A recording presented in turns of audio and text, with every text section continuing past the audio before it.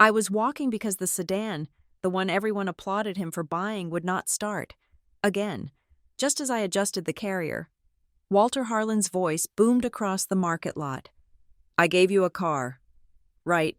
He said it loud enough to make heads turn, eyeing me like a disappointingly low return on investment. I realized then that the keys he had handed me were never meant to start an engine. They were meant to lock me in. The cold in Maple Hollow did not bite. It judged. It was a crisp, expensive chill that seemed to settle only on the rooftops of houses with 3-car garages and heated driveways. I was walking through it, my breath puffing out in short, exhausted bursts, trying to keep my footing on the slate sidewalk while my 3-week-old daughter, Lily, slept against my chest. The winter carrier was heavy. My lower back ached with a dull, grinding throb that had not faded since the delivery, and every step felt like a betrayal of the doctor's orders to rest. But I was not resting.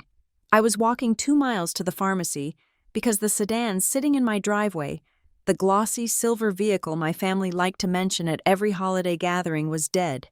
Again, I had spent 20 minutes in the freezing wind turning the key, praying for the engine to catch. It had made a clicking sound, a hollow, mocking rattle that signaled a battery failure, or an electrical fault, or perhaps just the universe reminding me that nothing I owned was actually mine to rely on. I had called the roadside assistance number on the card in the glove box, the one my mother insisted was the only service worth using, but the automated voice had told me my coverage was suspended pending account verification. So I pulled the woolen blanket tighter around Lily's head. She was finally asleep, a small, warm weight that smelled of milk and innocence. I kept my head down, hoping to avoid eye contact with anyone I knew. Maple Hollow was not a large town. It was a curated collection of estates and high-end boutiques where privacy was a commodity and gossip was a currency. I was 33 years old, wearing a coat that was 2 seasons old and boots that were scuffed at the toe, walking like a vagrant in a town my grandfather practically built. I made it as far as Pinewick Market before the humiliation found me. I was adjusting the strap on my shoulder, trying to relieve the pressure, when a black SUV slowed beside me. I ignored it, keeping my pace steady, until the window rolled down with a mechanical hum that cut through the quiet afternoon. "Sarah." The voice was deep, resonant, and laced with a tone that sounded like concern but felt like an accusation. I froze. I knew that voice. It was the voice that had dictated the terms of every birthday, every graduation, and every family crisis for the last 4 decades. I turned to see my grandfather, Walter Harlan, leaning across the passenger seat of his pristine vehicle. He looked exactly as he always did, silver hair swept back, jaw set in a line of granite authority, eyes sharp enough to cut glass. He was not looking at my face. He was looking at the baby carrier, and then at my boots, and then at the empty stretch of sidewalk behind me. He opened the door and stepped out. He did not rush. Walter Harlan never rushed. The world waited for him. "Grandpa," I said, my voice sounding thinner than I wanted it to. "I didn't expect to see you." He closed the door with a solid thud. He was wearing a cashmere overcoat that probably cost more than my rent for the next 6 months. He stopped 5 feet away from me, maintaining a distance that felt less like respect for my personal space and more like a staging decision for an audience. "I gave you a car, right?" he asked. He said it loudly. He said it with enough projection that a woman loading groceries into her trunk 3 cars away stopped and looked over. He said it so that the couple walking their golden retriever paused to listen. Heat flared in my cheeks, hot and prickly. "The car wouldn't start. Grandpa, I think it's the battery." He frowned, a theatrical expression of confusion that I had seen him use in boardrooms and dining rooms alike. "The battery. It is a brand new vehicle, Sarah. Top of the line. I selected it myself." "I know," I said, instinctively lowering my voice to try and de-escalate the volume of the conversation. "I appreciate it, but it wouldn't turn over, and I needed to get diapers and a prescription, so I thought the walk would be nice." "Nice," he scoffed, gesturing at the gray sky. "It is 30 degrees out. You have a newborn. You are walking on the side of the road like a refugee." I am on the sidewalk, Grandpa, and Lily is warm. It looks ridiculous, he snapped. The jovial grandfather mask slipped for a split second, revealing the irritation underneath. People are going to think we don't take care of you. I gave you a car so you wouldn't have to struggle. That was the point. Simplicity, safety. I know, I repeated, feeling the familiar shrinkage in my chest. I felt small. I felt ungrateful. This was the dynamic. He gave, and I was expected to receive with flawless competence. If the gift failed, it was somehow because I had used it wrong. He reached into his pocket and pulled out his phone. I will have the dealership send a tow truck. They will have a loaner to you within the hour. You should have called me immediately.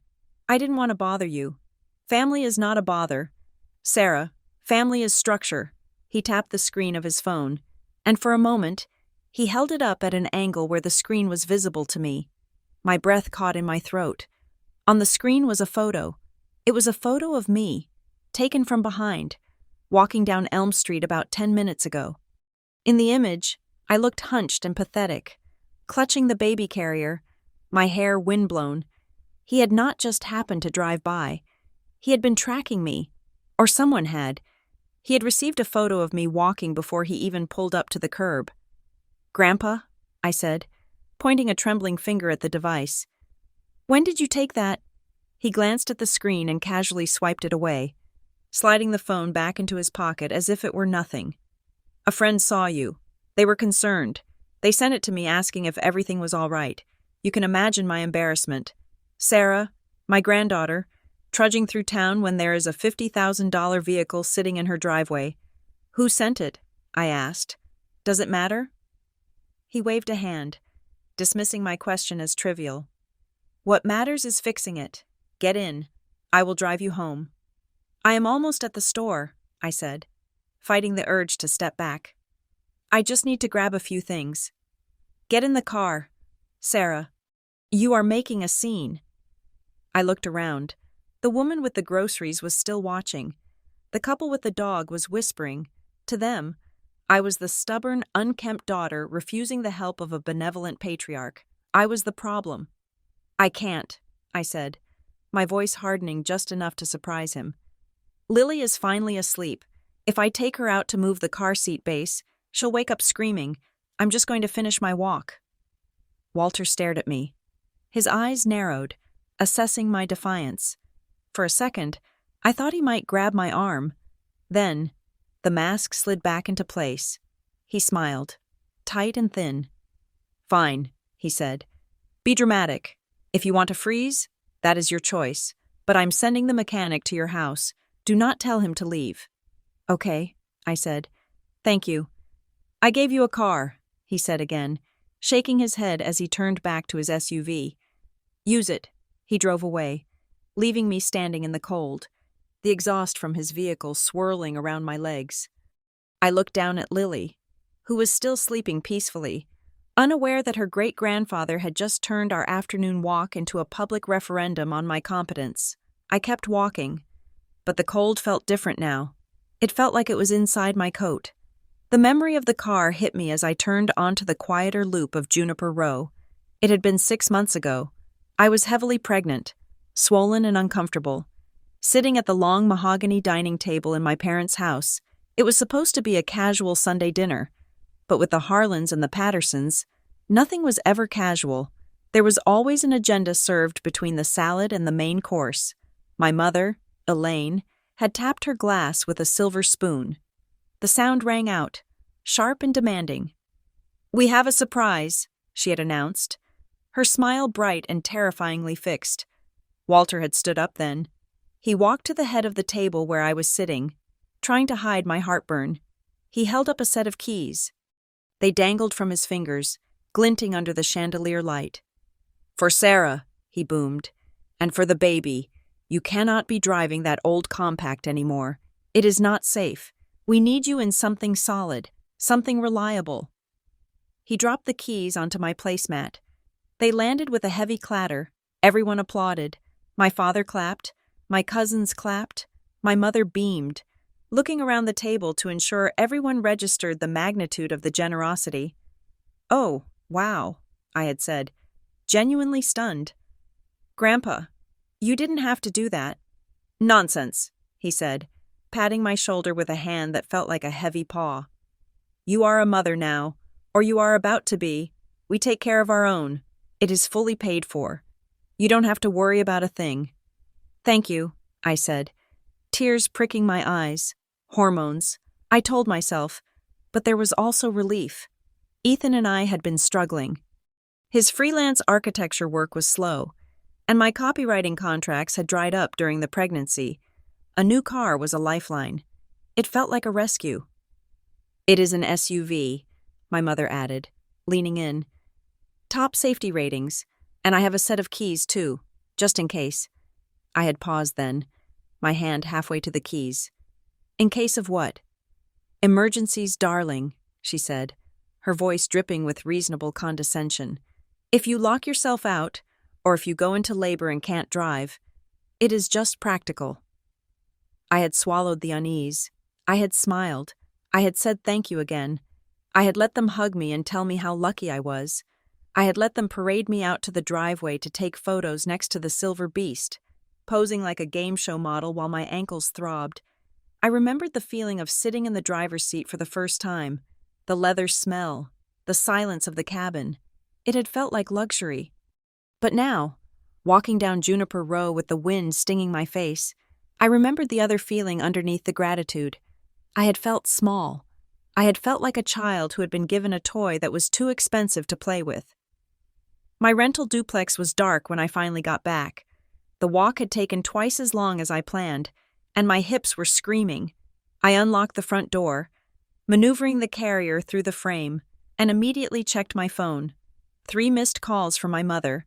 2 texts from Walter Mechanic is en route, and do not be difficult. I put the phone face down on the kitchen counter. I needed 5 minutes. Just 5 minutes of silence before I had to be the grateful granddaughter again. There was a knock at the door. My stomach dropped. The mechanic couldn't be here already. I walked back to the entry, bracing myself for another lecture on vehicle maintenance, but when I opened the door, it wasn't a mechanic, it was Maya. She stood on the porch, holding a Tupperware container of soup and looking at me with the professional appraisal of a postpartum doula and the fierce loyalty of a best friend. "You look like you walked here from the Arctic," she said, stepping inside without waiting for an invitation. "And why is your car sitting in the driveway looking like a lawn ornament?" "It won't start," I said, closing the door and leaning my forehead against the wood for a second. And Grandpa saw me walking. He made a scene. Maya set the soup on the table and turned to help me unbuckle Lily from the carrier. Her hands were gentle, efficient. Of course he did. Did he ask if you had the oil changed? Or did he just imply you broke it with your incompetence? "He implied I was doing it for attention," I said, slipping my arms out of the carrier straps. "He had a picture of me. Maya. Someone took a picture of me walking and sent it to him." Maya paused. Lily halfway out of the carrier. She looked at me, her dark eyes serious. "That is creepy. Sarah, even for them." "He said it was a concerned friend." "Right," Maya said dryly. She settled Lily into the bassinet in the living room and turned to me. "Sit, soup, now." I sat. I was too tired to argue. Maya heated the soup and put a bowl in front of me. She sat across the table, watching me eat. "You know," she said quietly, "this car thing is weird. I tried to move it for you last week when I came over. Remember, to plow the driveway and the alarm went off and wouldn't stop until I called your mom." "I know," I said. "The fob is finicky." "It's not just the fob. Sarah," Maya leaned forward, "why does your mom have the master code for the alarm system? Why couldn't you turn it off?" "She set it up," I mumbled around a spoonful of broth. "She handled the insurance and everything. She said it was easier." "Easier for who?" Maya asked. "Sarah, listen to me. I see a lot of families. I see a lot of new moms. Support is great, but support that comes with a master code isn't support. It's surveillance." "You're reading too much into it," I said, though I knew she wasn't. "They just like to be in control. That's the Harlan way." "You're 33, Maya said. You're separated from your husband. You have a baby. You should have the title to your own car. You should have the only set of keys. Do you even have the title?" I froze. "It's in the drawer, with the birth certificate." "Have you looked at it?" "Why would I look at it? They gave it to me." Maya didn't say anything. She just raised an eyebrow. The silence stretched between us, heavy and uncomfortable. "I'll check it later," I said, pushing the bowl away. "Right now I just want to sleep." "Okay," Maya said, backing off. She knew when I had reached my limit. "But be careful, Sarah. Free cars are never free." Maya left an hour later. I locked the door behind her and turned to face the empty apartment. The silence was different now. It felt waiting. I walked past the front door to double-check the lock, and that was when I saw it. There was an envelope taped to the outside of the door, just below eye level. I hadn't seen it when I came in with Maya because the storm door had been propped open, but now, with the main door shut, the white rectangle was stark against the wood. I opened the door and peeled it off. The tape made a tearing sound. The return address was embossed in thick, black ink, Briar Knox Family Law Group. My heart hammered against my ribs. I turned the envelope over. It was addressed to Ms. Sarah Harlan, not Sarah Patterson, Sarah Harlan. I hadn't used my maiden name in 4 years, not on my driver's license, not on my bank accounts, not on my lease. I took the envelope into the kitchen, my hands shaking. I grabbed a knife and slit the top. Inside was a single sheet of cream-colored paper, heavy and textured. "Dear Ms. Harlan, this letter serves as a courtesy notice regarding the Harlan Family Generations Skipping Trust, due to the recent qualifying event of a new dependent re-infant female, born November 12th. A mandatory review of beneficiary disbursements is underway. The trustees request your presence for a preliminary assessment of stability and resource allocation. This meeting is scheduled for Friday the 14th at 2:00 p.m. Please note that failure to participate may result in a temporary suspension of discretionary distributions. Sincerely, Arthur Knox. Escrow. I stared at the paper, a courtesy notice. They knew Lily's birth date. They knew I was living here. They were using my maiden name, erasing Ethan from the narrative entirely. I grabbed my phone and dialed Ethan. I didn't care that we were taking space. I didn't care that it was awkward. He answered on the second ring. "Sarah, is everything okay? Is the baby okay?" "Did you get a letter?" I asked, my voice tight.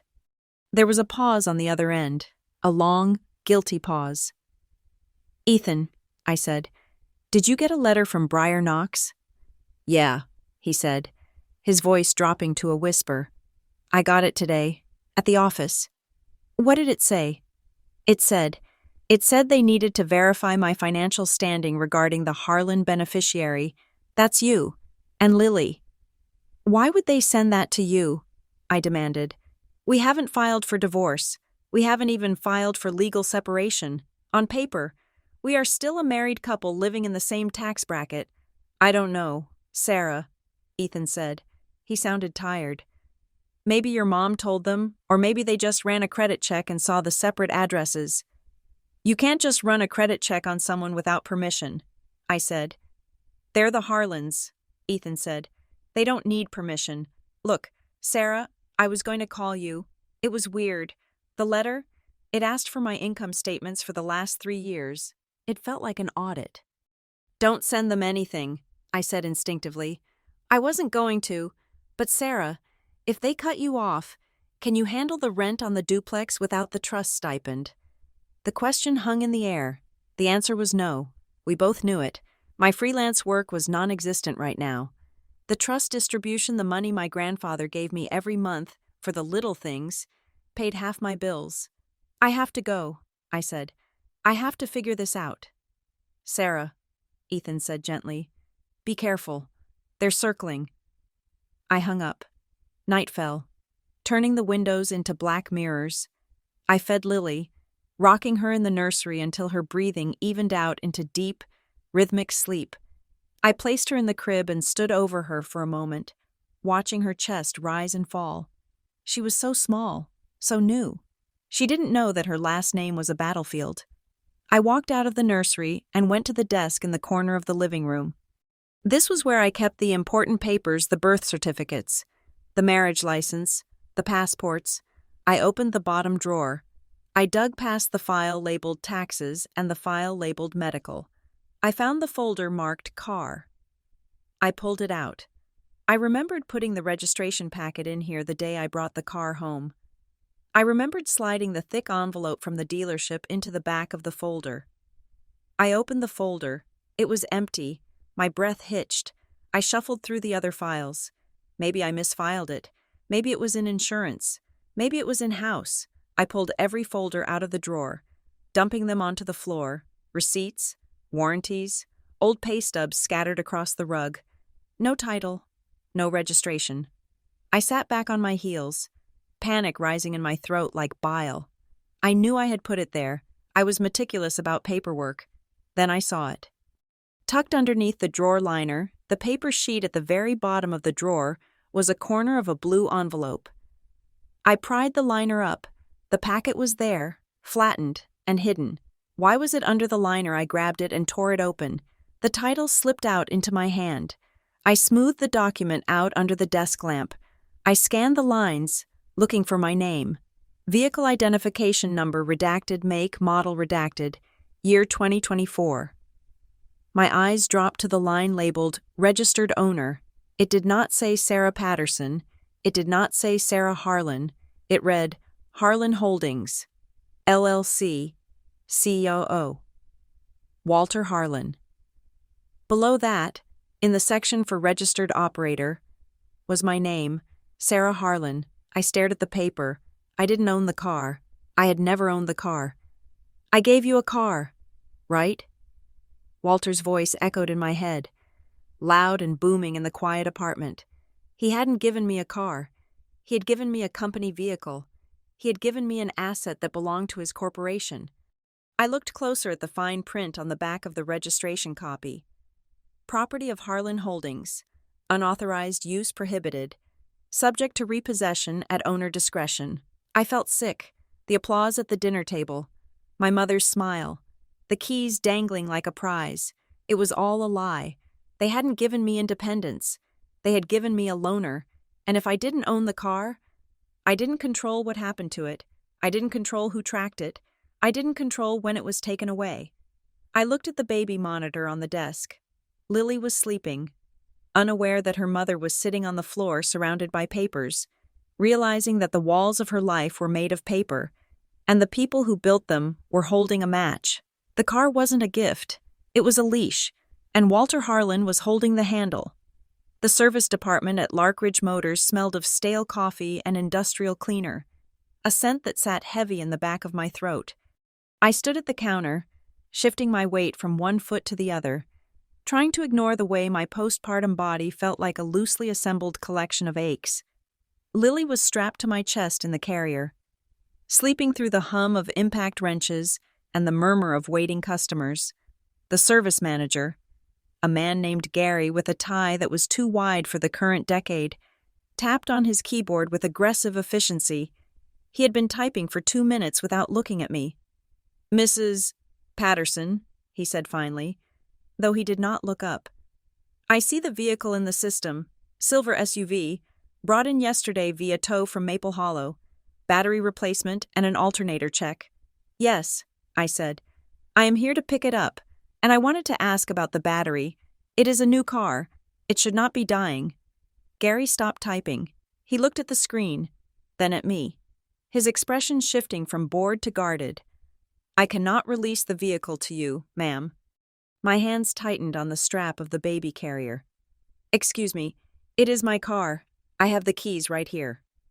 I pulled the fob from my pocket, the plastic feeling cold and useless in my palm. "The keys are for operation," Gary said, his voice dropping into that maddeningly polite tone people use when they are obstructing you. "But the release authorization has to come from the primary account holder. There is a flag on the file." "I am the account holder," I said. Though the lie tasted like ash, I knew what the title said now. I just wanted to see if they would say it out loud. "No, ma'am," Gary said. The vehicle is registered to Harlan Holdings, LLC. The service order was initiated by a Mr. Walter Harlan. Our policy states that for fleet vehicles, and this is classified as a fleet vehicle, the authorized fleet manager has to sign off on the release. Fleet vehicle, the words hit me like a slap. My gift, the symbol of my family's generosity, was categorized the same way a plumbing company categorized a van. My grandfather called it in, I said, keeping my voice steady. He told me to come get it. I understand that, Gary said. But unless I get a call from the corporate office or Mr. Harlan directly, it stays in the lot. Liability. He turned back to his screen, effectively dismissing me. I stood there, feeling the heat rise up my neck. It was not just about the car. It was about the public display of my powerlessness. I was 33 years old, a mother, and I could not even retrieve my own mode of transportation because a corporation owned by my grandfather had not clicked a button. I turned to walk away, my face burning. As I navigated the narrow path between the waiting room chairs and the display of branded keychains, a man in a grease-stained blue uniform stepped out from the hallway leading to the garage bays. He held a clipboard and looked at me, then at the baby, then back at the service desk to make sure Gary was occupied. "Mrs. Patterson?" he asked quietly. I stopped. "Yes." He stepped closer, pretending to check a vending machine. "I worked on the silver SUV. The alternator is fine. Battery was drained. But not because it is bad." "Then why did it die?" I asked. He lowered his voice to a whisper. "Parasitic draw. Something is pulling power even when the ignition is off. It happens sometimes with aftermarket installs if they are not wired into the auxiliary correctly. It does not have aftermarket parts," I said. "It is stock. My grandfather insisted on factory standard." The mechanic gave me a look that was pitying and knowing all at once. "It is not stock, ma'am. There is a module wired up under the dash, tapped into the OBD port and the GPS antenna. It is a telematics unit, high-end, Guardian-grade security." I felt a cold prickle at the base of my spine. "A security system. More like a fleet management unit," he said. "Tracks speed, location, idle time. Sometimes they have remote disable features. Whoever installed it did a rush job on the ground wire, which is why your battery died. I fixed the ground, but..." He hesitated. "You should know it is there. It is not just an alarm." "Remote disable," I repeated. "Yeah, like if a payment is missed, or the car is stolen, they can kill the ignition from a laptop." He glanced back at the desk. "I did not put that on the invoice, just listed it as a loose terminal. Take care, ma'am." He slipped back into the garage before I could ask anything else. I stood frozen in the hallway. Remote disable. That was why the car wouldn't start. It wasn't a bad battery. It wasn't the cold. It was a switch. Someone had flipped a switch. And the photo Walter had shown me, the one of me walking it, wasn't from a friend. It was because they knew exactly where the car had stopped. I sat in Maya's kitchen an hour later, the laptop open between us. Lily was on a playmat on the floor, kicking her legs at a hanging mirror. The domestic normalcy of the scene felt jarring against the frantic pounding of my heart. "Okay," Maya said, her fingers flying over the keys. "I am on the state DMV portal. If we have the VIN, we can request a history report. It is public record. Mostly." I read the VIN off the photo I had taken of the registration document. Maya hit enter. A loading wheel spun, and then a red box popped up. "Record access restricted. Commercial Fleet Privacy Act." "What does that mean?" I asked. "It means," Maya said, sitting back and crossing her arms, "that Harlan Holdings has their vehicles registered under a commercial privacy shield. Usually, this is for companies that transport valuables or high-profile executives. It blocks standard public inquiries." "I am driving a bank truck," I muttered, rubbing my temples. "I am driving a fortress that I cannot control." "Sarah," Maya said, her voice sharp, "you are not driving anything. You are borrowing it. And based on what that mechanic said, you are being monitored while you borrow it." "Why?" I asked. "Why go to this trouble?" Why not just give me the car? It is worth nothing to them. $50,000 is a rounding error for my grandfather. Control, Maya said. It is always control. If you own the car, you can sell it. You can drive it to California and never come back. If they own it, you are on a leash, a very long electronic leash. I need to know what else they are tracking, I said. If they have a GPS on the car, do they have access to my phone, my emails? Did you remain on the family phone plan? Maya asked. I nodded slowly. My mom said it was silly to pay for a separate line when they have the unlimited business account. Maya closed her eyes and exhaled a long breath. Sarah, you need a burner phone, today. And you need to stop using the Wi-Fi at your house if your dad set up the router. I can't just go dark, I said. They will know. We have the welcome baby brunch today at my mother's house. If I show up acting paranoid, they will use it against me. Walter already called me dramatic yesterday. Then go, Maya said. But leave your phone here. Tell them you forgot it. And do not drive the SUV. I will drive you. They will ask where the car is. Tell them the dealership wouldn't release it, Maya said. Put it back on them. Make them explain why their gift is locked up in bureaucratic hell. My mother's house in the Heights was a study in aggressive perfection. The driveway was paved with imported cobblestones, and the hedges were trimmed into geometric shapes that defied nature. As Maya dropped me off at the gate, I felt the familiar tightening in my chest, the sensation of putting on a corset before walking into a battle. I carried Lily up the front walk. The door opened before I could knock. Elaine Patterson stood there, dressed in cream silk that looked like it would stain if you even thought about dirt. She smiled, but her eyes were scanning me for flaws. There she is, she cried, reaching out to touch Lily's cheek, but not actually taking the baby. And where is the car? I thought Walter sorted that out for you. The dealership wouldn't give it to me, I said, stepping into the foyer. The air smelled of lilies and furniture polish. They said the owner had to sign for it. Since that isn't me, I was stuck. Elaine's smile didn't falter, but her eyes hardened. Oh, that silly man at the desk. I told Walter to call ahead. Well, no matter. You are here. You look tired. Sarah, are you sleeping? I have a 3-week-old. Mom, no one is sleeping. Well, you must rest today. We have everyone here. The Kincaids, the Turners. Everyone wants to see the baby. She ushered me into the sunroom, where a buffet was set up that could feed an army. The room was full of people, friends of my parents, mostly, with a few of my cousins sprinkled in. It was not a party for me. It was a party for them, featuring me as a prop. I moved through the room, accepting congratulations and dodging questions about when I would lose the baby weight. Walter was holding court near the fireplace, a scotch in his hand despite the fact that it was 11 in the morning. Grandpa, I said, approaching him. He looked down at me, his face flushing slightly. Sarah, you made it. I assume the walk wasn't too strenuous today. A few people chuckled. He was playing it as a joke. Silly Sarah, walking when she could drive. I got a ride, I said. Since the car is still in custody. Details, Walter said, waving his hand. We will have it dropped off at your place tonight. You know, Sarah, most young women would kill for a concierge service like that. You just have to hand over the keys and let us handle the mess. I appreciate it, I said, but I would prefer to handle the mess myself. If the title were in my name, I could have driven it home this morning.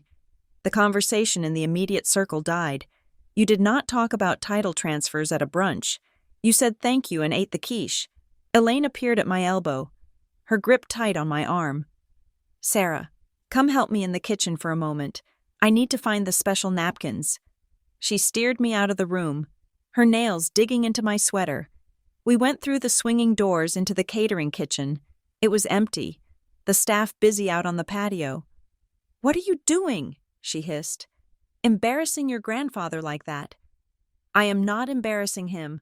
I am stating a fact. I walked 2 miles yesterday because the car has a kill switch in it. Mom, did you know about that? Elaine didn't look surprised. She looked annoyed. It is a security feature, for your safety. You live alone in that rental. If something happened, we need to be able to find you. Find me or stop me. Stop you from what? She laughed, a brittle, high-pitched sound. Running away to the circus.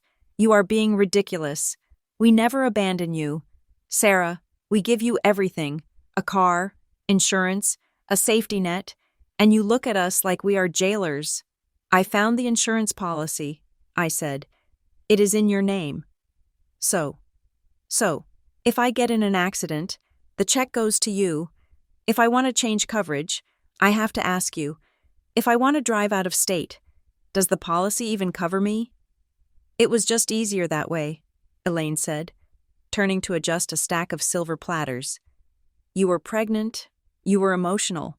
Ethan was unreliable. We didn't want you burdened with paperwork. Why do you always have to make it a fight? Because I am 33? I snapped. I am not a teenager. Then stop acting like one, she shot back. Accept the help with grace, Sarah. Because without it, you are a single mother with no income and a lease you can barely afford. Do not bite the hand that feeds your child. The threat hung in the air, naked and ugly, feeds your child. She wasn't talking about herself. She was talking about the trust. I felt tears prick my eyes, tears of rage, not sadness. I need to use the restroom, I pushed past her, exiting the kitchen, not back into the party, but into the service hallway that ran behind the dining room. I needed to breathe. I needed to find a place where no one was looking at me. I ducked into the walk-in pantry, a narrow room lined with shelves of dry goods and expensive wine. I leaned against the door, closing my eyes. Lily stirred in the carrier, letting out a small whimper. Shh, I whispered. It is okay. We are leaving soon. Then I heard it. My mother's voice. She must have stayed in the kitchen, but the ventilation grate between the pantry and the kitchen carried the sound perfectly. She was on the phone. Yes, she is being difficult. I told you. The hormones are making her irrational. Pause. No, Arthur. We can't push the signing today. She is already suspicious about the car. If we shove the guardianship papers at her now, she might bolt. Pause. I know the committee meets on Tuesday.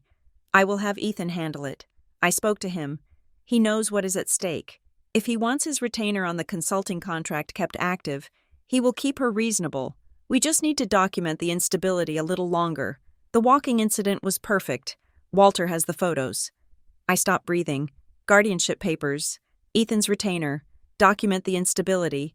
They weren't just watching me. They were building a case.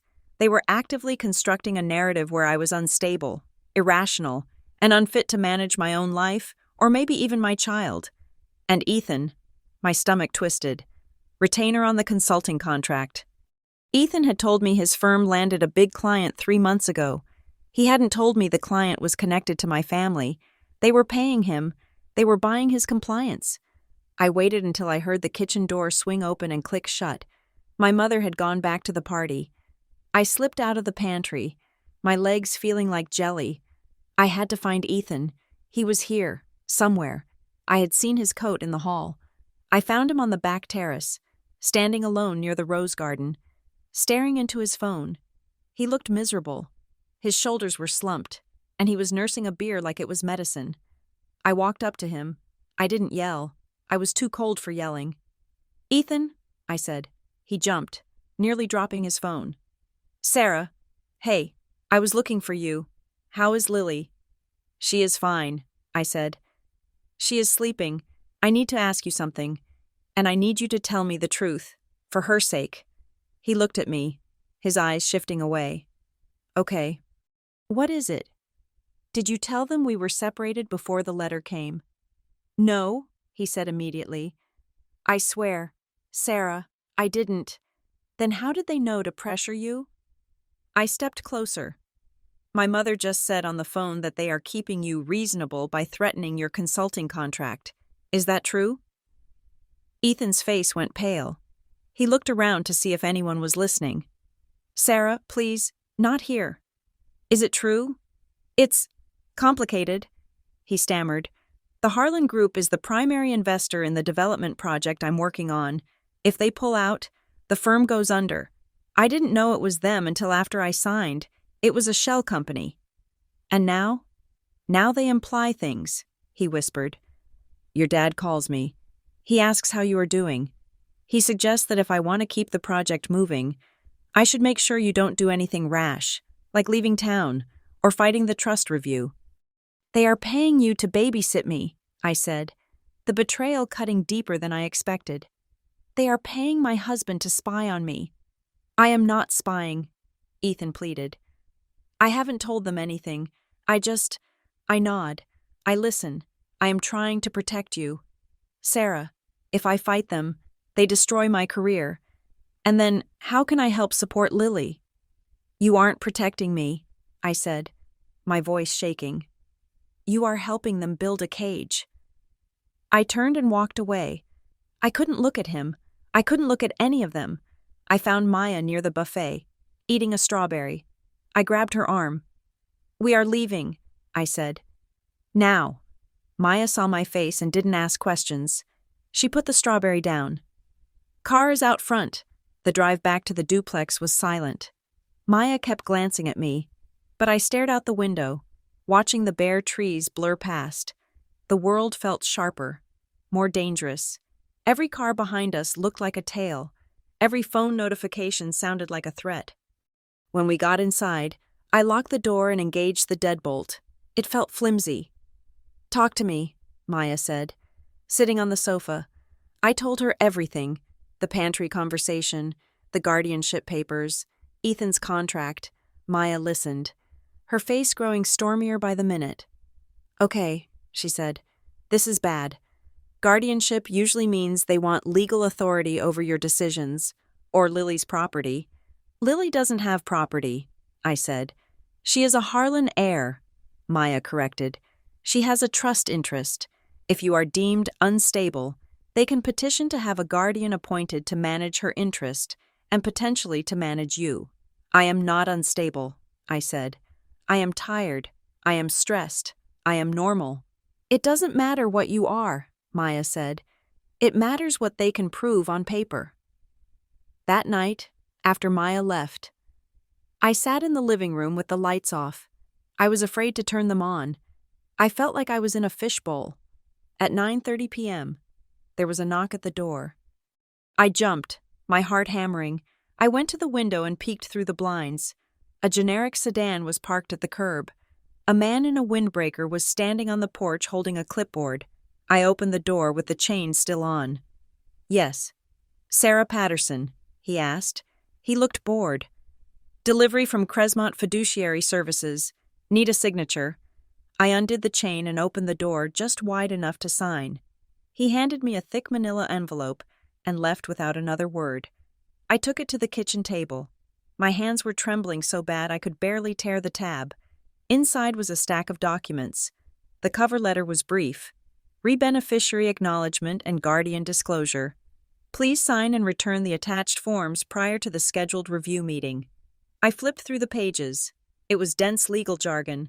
Fiduciary duty, asset allocation, protective oversight. Then I found a page labeled Exhibit A Case Notes, Internal Review. It looked like a medical chart, but it wasn't from a doctor. Subject Sarah Harlan Patterson, status postpartum, high risk. Observation notes 1228. Subject observed wandering public roads with infant in sub-freezing temperatures. Mobility concerns noted. Refused vehicular transport. Signs of disorientation. 11:15 subject displayed erratic emotional response regarding vehicle security features. Paranoia regarding family assistance. Housing status. Temporary rental. Financial instability imminent. Conclusion, subject demonstrates significant risk of instability. Recommendation for structured oversight and temporary guardianship of estate interests. I dropped the paper. Mobility concerns. They were using the walk. They were using the moment the car died, the car they disabled as proof that I couldn't walk properly. Disorientation. They were framing my refusal to get in Walter's car as confusion, not defiance. I grabbed my phone and dialed the number at the bottom of the letterhead. It was late. but it was a 24-hour service line for high-net-worth clients. A woman answered on the second ring. "Cresmont Fiduciary. This is Allison." "This is Sarah Patterson," I said, my voice vibrating. "I just received a packet. Who wrote these notes?" "One moment, Mrs. Patterson," Allison said, her voice smooth and unbothered. I heard typing. "Ah, yes, the file was updated by the Trust Committee liaison." "Who is the liaison?" "That would be Mrs. Elaine Patterson," Allison said, "and Mr. Walter Harlan." "These notes are lies," I said. I wasn't disoriented. My car broke down. The car they own. "I can add a beneficiary comment to the file," Allison said, sounding like she was talking to a child who didn't want to eat their peas. "But the notes indicate a pattern of, let's see, resistance to safety protocols. And there is a mention here of mobility concerns dating back to your teenage medical records, something about a knee injury." I froze. I had torn my ACL when I was 16 playing soccer. It was healed. It had been healed for 15 years. "That was high school," I whispered. "Well, the file frames it as a chronic vulnerability requiring logistical support." Allison said, "Hence the vehicle provision. The notes suggest you are struggling to accept the necessary accommodations." "I am not struggling," I said. "I am being trapped." "Mrs. Patterson," Allison said, her tone sharpening slightly, "we are simply fiduciaries. We act on the information provided by the trustees to ensure the safety of the assets and the beneficiaries. If you feel the assessment is in error, you can address it at the review. But I should warn you, refusing to sign the acknowledgement is often viewed as non-compliant behavior, which supports the instability finding." I hung up. I stared at the papers. They weren't just taking the car back. They were rewriting my history.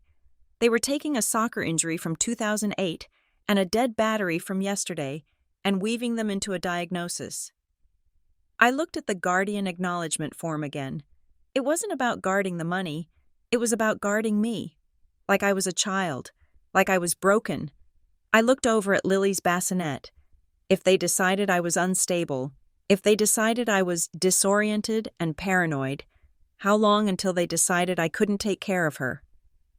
The car was just the beginning.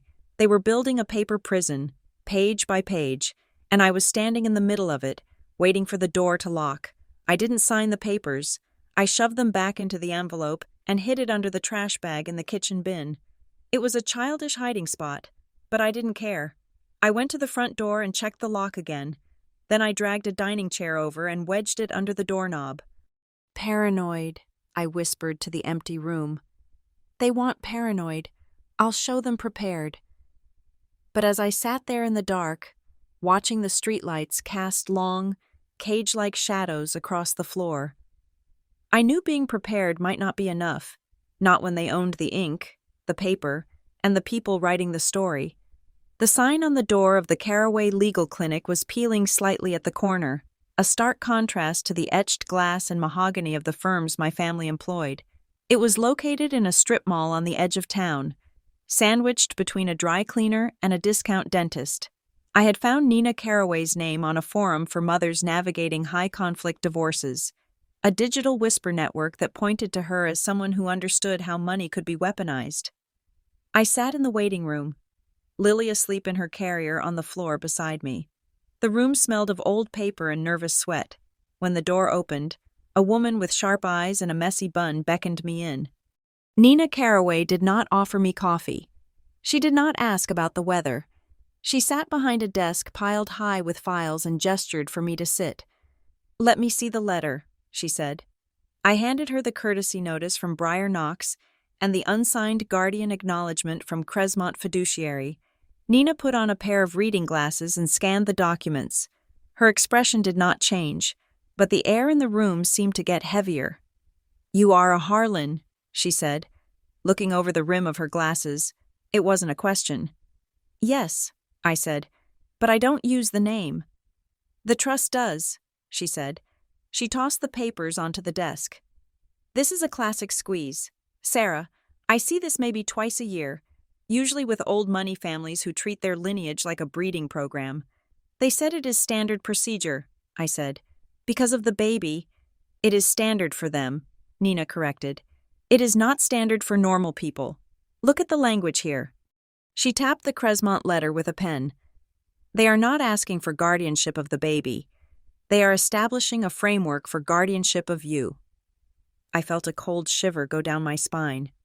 Me, I am 33 years old. I am competent. Competence is subjective when you are up against $1 billion estate, Nina said. She leaned forward, her voice dropping to a low, intense register. Here is how the gift trap works. They give you assets, cars, houses, allowances that you use but do not own. This creates a reliance gap. You live a lifestyle you cannot afford on your own paper. When you try to step out of line, they don't have to attack you. They just turn off the tap. The insurance lapses. The car gets repossessed.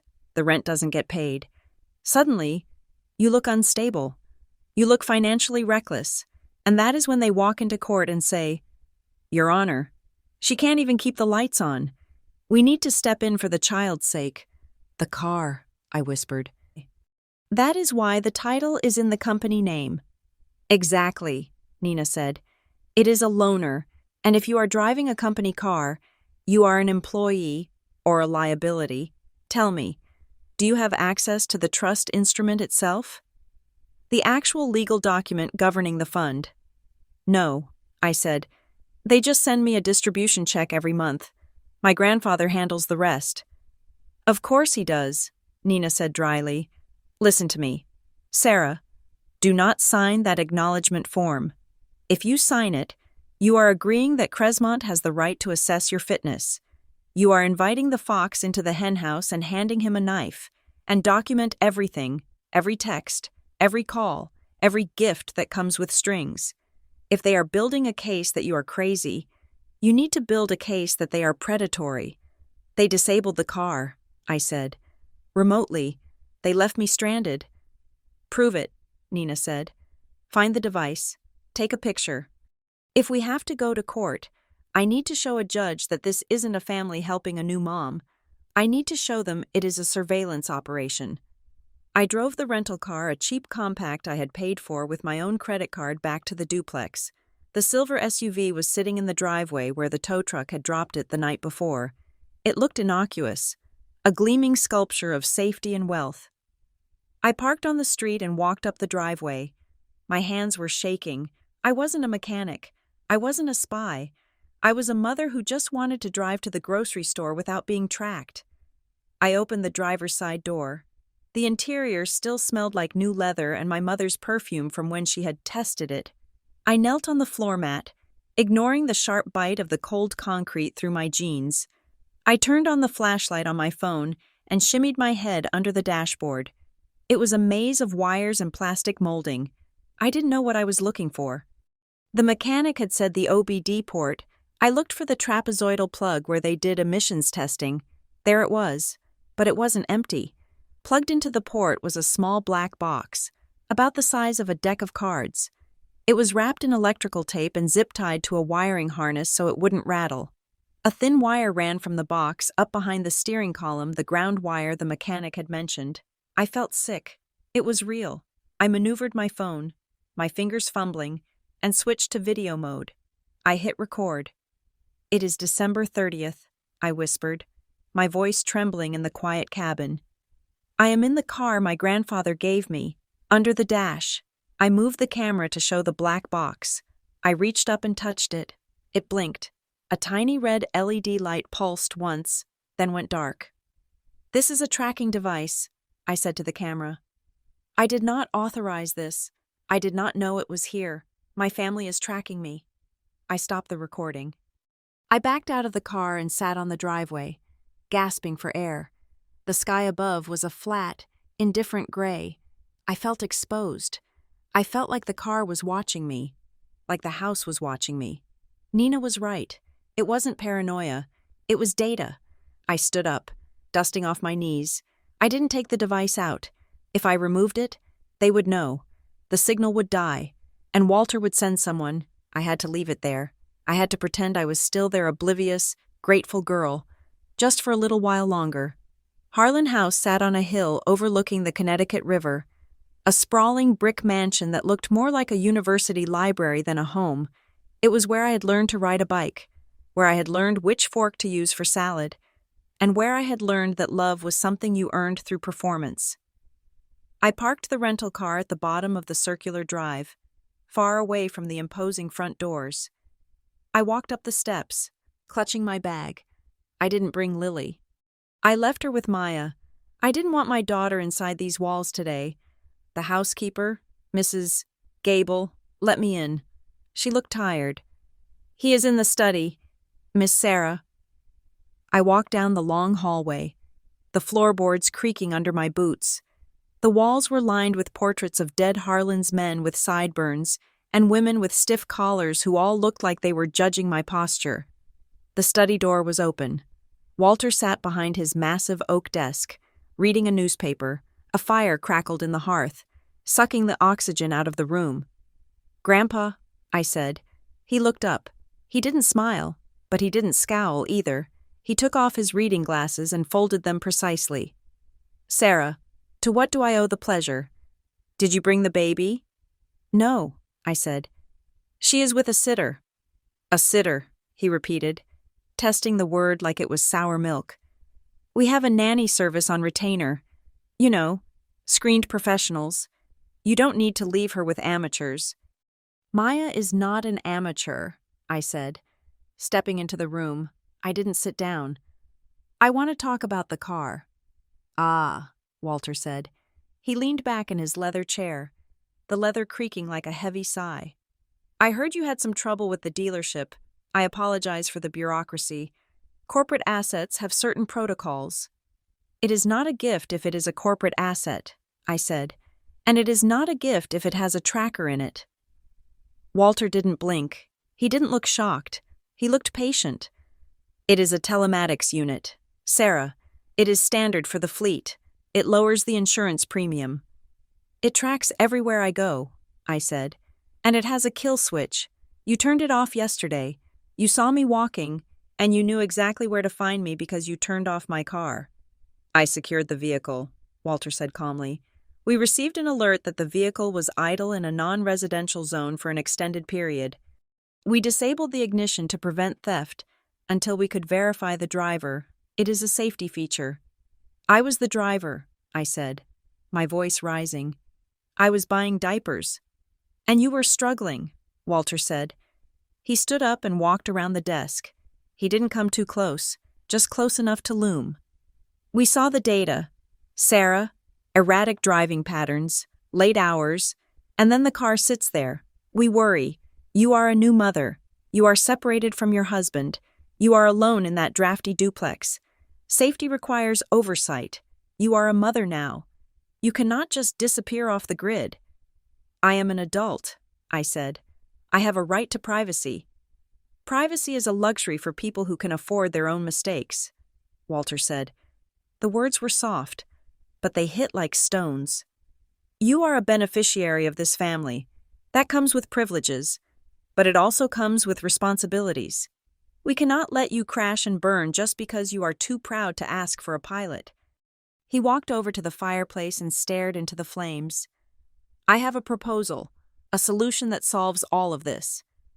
I waited, my heart pounding against my ribs. "Move back to the estate grounds," he said, turning to face me. "Not into the main house. We have the guest townhouse on the north side. It is 3 bedrooms, fully furnished. The family office manages the maintenance, the bills, the groceries. We will handle the logistics. You focus on the baby. We will transfer the car title to your name, clean and clear, after 1 year of residence." It sounded perfect. It sounded like heaven. No rent, no bills, no broken heaters, just me and Lily. Safe and warm. But I knew what it was. It was the birdcage. If I moved into the townhouse, I would be on their property. The family office would have keys. They would see who came and went. They would see if I dated. They would see if I drank a glass of wine. "And if I say no?" I asked. Walter smiled. a sad, benevolent smile. Then you say no. That is your choice. But Sarah, the trust operates on a discretionary basis. The committee meets next week.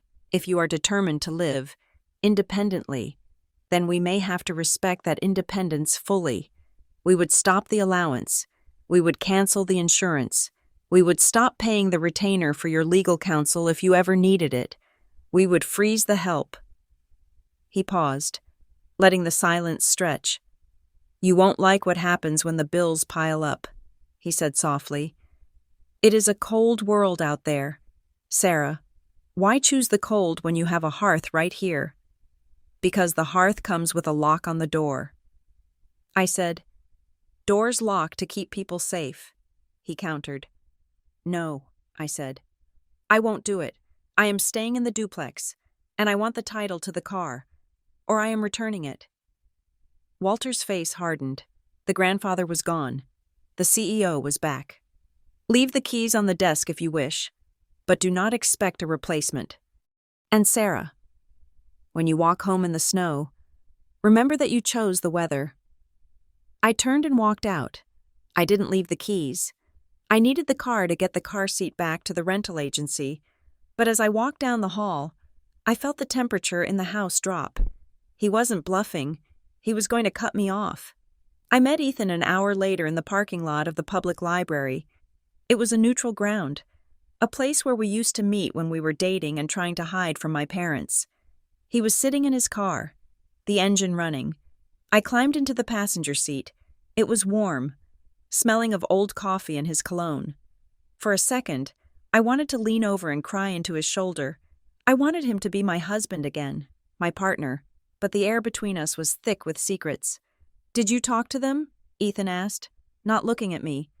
I talked to Walter, I said. He threatened to cut me off if I don't move into the compound. Ethan hit the steering wheel with the heel of his hand. Damn it! I told them not to push you. I told them you would push back. You told them. I looked at him. Ethan, why are you discussing my living arrangements with my grandfather? Because they ask me. Ethan exploded. He turned to me, his eyes red-rimmed. They call me every day. Sarah, they ask if you are taking your vitamins. They ask if the house is clean. And last week? Last week at the meeting with Briar Knox. He stopped. He looked like he was about to vomit. What? I asked. What happened at the meeting? They put a document in front of me, he whispered. A temporary custody structure. It wasn't a divorce decree. It was a stipulation.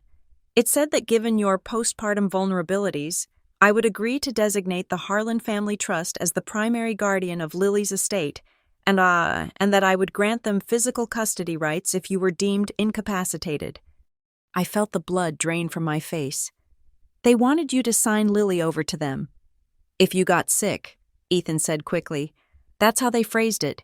If Sarah has a breakdown, they made it sound like they were just planning for emergencies. Did you sign it? I asked. My voice was so quiet I could barely hear it myself. No, Ethan said. No, of course not. I told them you were fine. I told them I wouldn't sign anything without you. But you didn't tell me, I said. You didn't tell me they tried. I didn't want to stress you out, Ethan pleaded. You were barely sleeping. You were recovering from the birth. I thought I could handle it. I thought if I just stalled them, they would back off. They don't back off. Ethan, I said. They dig in. And by keeping it a secret, you help them. You let me walk into that brunch blind. You let me think I was just fighting about a car when I was actually fighting for my daughter. I am sorry, Ethan said, tears spilling over. I am so sorry.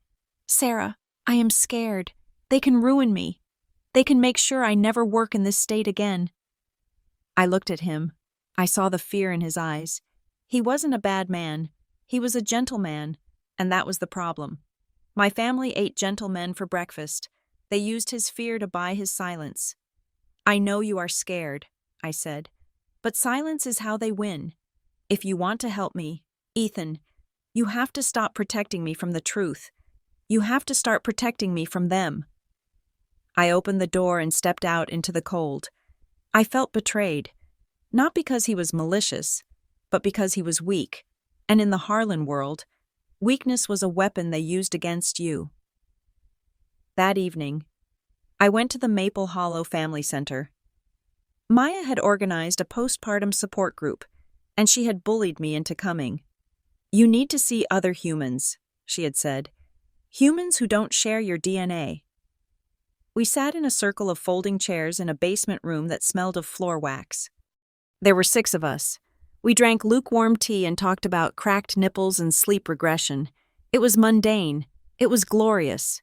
Then, a woman named Jessica spoke up. She was younger than me, maybe 25, with dark circles under her eyes and a nervous habit of twisting her rings. "I had a weird call today," Jessica said, looking down at her lap. "From the fiduciary company handling my husband's life insurance. He passed away last year." My ears pricked up. "They said they needed to do a stability assessment," Jessica continued. "Because I moved to a smaller apartment. They asked if I had any new partners. They asked if I was taking antidepressants. They said they needed stability documentation before they could release the next disbursement for the baby's school fund." "What company?" I asked. I cut across the circle, my voice sharp. Jessica looked up, startled. Cresmont Fiduciary Services." The room went still. "They called me too," I said. "They used the same words, stability, documentation. They told me it was standard," Jessica said, her voice trembling. "They said, because I am a single mother, I am a risk category." "It is not standard," I said. I stood up, my hands balling into fists. "It is a script. They use it on anyone they want to control. They make you feel like you are failing so you will sign over your rights just to keep the money flowing." Maya looked at me from across the circle. She nodded slowly. It wasn't just me. It wasn't just the Harlans being the Harlans. It was a pattern. It was an industry. There were firms like Cresmont that specialized in this, managing heirs by gaslighting them into submission. They took vulnerable women, grieving widows, exhausted new mothers, and they squeezed them until they were small enough to fit in a box. I looked at Jessica. She looked terrified. "Do not sign anything," I told her. "And do not believe them when they say you are unstable. You are just grieving. There is a difference." I went home that night with a clarity that burned like ice. I was done reacting. I was done waiting for the next letter, the next threat, the next remote disable of my life. I put Lily in her crib. I went to the kitchen table and opened my laptop. First, I went to a digital bank, one with no branches in Connecticut, one my grandfather had never heard of. I opened a checking account in my name. I transferred the $2,000 I had in my personal savings, the money I had earned from copywriting before the baby. It wasn't much. It wouldn't pay the rent for long, but it was mine. Next, I changed every password I had. Email, social media, my phone, PIN, my medical portal. I used random strings of characters that had nothing to do with birthdays or pet names. Then, I went to the settings on my phone. I turned off location services. I turned off the Find My sharing I had set up with my mother years ago for emergencies. I pulled out a notebook. I started a list. Plan. 1. Secure independent legal counsel. Pay Nina. 2. Document all harassment. 3. Find cheaper housing. 4. Get a job. I stared at number 4. Get a job. It seemed impossible with a newborn, but I would scrub floors if I had to. I would write copy for dog food companies at 3:00 a.m. I would do anything to make sure that the next time Walter Harlan offered me a gift, I could afford to throw it back in his face. I was going to lose the car. I was going to lose the allowance. I was probably going to lose the approval of everyone I had ever known. But as I sat there in the dark, listening to the hum of the refrigerator and the wind rattling the window panes, I realized something. They could freeze the money. They could lock the townhouse, but they couldn't freeze me. Not unless I let them. I closed the laptop. The screen went black. The fight wasn't about the car anymore. It was about who owned Sarah Patterson. And as of tonight, the title was under new management. Monday morning arrived with the deceptive calm of a guillotine blade before the drop. I was sitting at the kitchen table, nursing a cup of lukewarm coffee and watching Lily kick her legs in the swing. When the email notification pinged on my phone, it was from my landlord, Mr. Henderson. I expected it to be the lease renewal agreement. My current lease on the duplex was set to expire in 60 days, and we had discussed a 12-month extension over the phone just last week. Mr. Henderson was a nice man, a retired schoolteacher who fixed the leaky faucets himself and always asked about my writing. I opened the email. Dear Sarah, I am writing to inform you that we will not be renewing the lease for the property on Juniper Row. The management company has implemented a new policy regarding occupancy limits and income verification for this unit. You have 60 days to vacate. Sincerely, Robert Henderson. I stared at the screen. Occupancy limits. It was a 2-bedroom unit. Income verification. I had paid rent early every single month for 2 years. I dialed Mr. Henderson immediately. He answered on the 3rd ring, his voice sounding tight and uncomfortable. Mr. Henderson, it is Sarah, I said. I just got your email. I don't understand. We talked about this. You said I was a model tenant. I know, Sarah, he said, and I could hear the regret in his voice. I am sorry, truly, but it is out of my hands. Out of your hands, you own the building. There was a pause, a long, heavy silence that told me everything I needed to know before he even spoke. Well, not exactly, he said. I manage it, but the deed was transferred last year into a holding company, for tax purposes, you understand. And the new owners? They sent down a directive this morning. They are restructuring the portfolio. They want the unit vacant for renovations. Renovations? I repeated flatly. Or is it because I have a baby now? No, nothing like that, he stammered. It is just policy. Look, Sarah, if it were up to me, you could stay forever, but I just cashed the checks now. The orders come from Pineview Properties. Pineview Properties, I said. Okay, thank you. Mr. Henderson. I hung up and immediately opened the county property records database on my laptop. It cost me $5 to access the deed history. I paid it without blinking. I searched for my address. The owner was listed as Pineview Properties, LLC. I clicked on the LLC hyperlink to see the registered agent. Registered agent Briar Knox Legal Services. Manager W. H. Trust Administration W. H. Walter Harlan. I felt the air leave my lungs. My grandfather owned my house. He didn't just own the car. He didn't just control the trust. He owned the roof over my head. He had bought the building, or a shell company of his had bought it, likely years ago, and I had been writing my rent checks to a property manager who was essentially an employee of the Harlan estate. The realization made me want to scream. Every time I had felt proud of paying my rent, every time I had felt a surge of independence because I was keeping a roof over my head, it had been a lie. I was playing house in a dollhouse my grandfather had built, and now that I was misbehaving, he was taking the dollhouse away. New policy, I whispered to the empty room. The policy was compliance. I was at Nina Carraway's office an hour later. I didn't have an appointment, but the receptionist saw the look on my face and squeezed me in between a divorce deposition and a probate hearing. I paced the small office while Nina read the printout of the deed. They own everything, I said, my voice shaking with rage. They own the car. They own the house. I checked my phone plan. It is billed to the family office.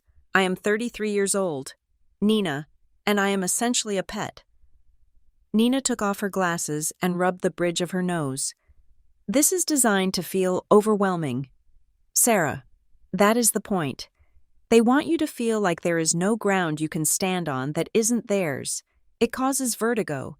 It makes you want to grab the nearest steady thing, which happens to be their hand.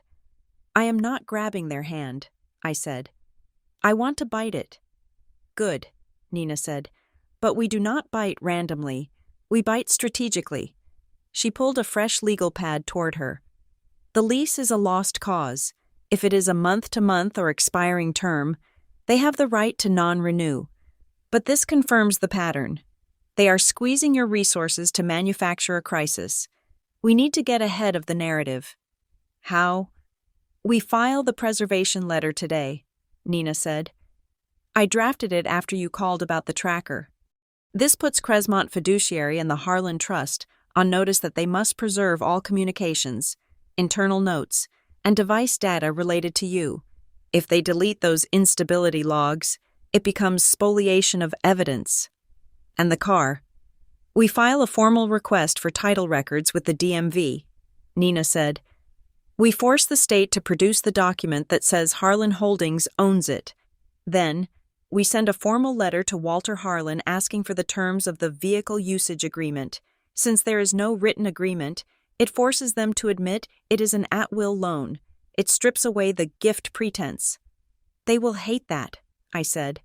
They hate paperwork that they didn't write. Exactly, Nina said. Now, listen to me. They are going to escalate. They took your housing. The next step is usually a sit-down. They will try to get you into a room without lawyers to work this out. They will call it a family meeting. My mother already called, I said. This morning. Before the lease email, she invited me to Briarwood Country Club for a private chat this afternoon. Of course she did, Nina said. The carrot and the stick. The stick is the eviction. The carrot is the club sandwich. She reached into her desk drawer and pulled out a stack of business cards. She handed me one. It was thick, heavy cardstock. Go to the meeting, Nina said. But do not bring your feelings. Bring this card. If they ask you to sign anything, you put this card on the table and say, My counsel will review it. If they ask you why you are being difficult, you say, I am just following the protocol you established. Be boring. Be factual. Be a rock. A rock, I repeated.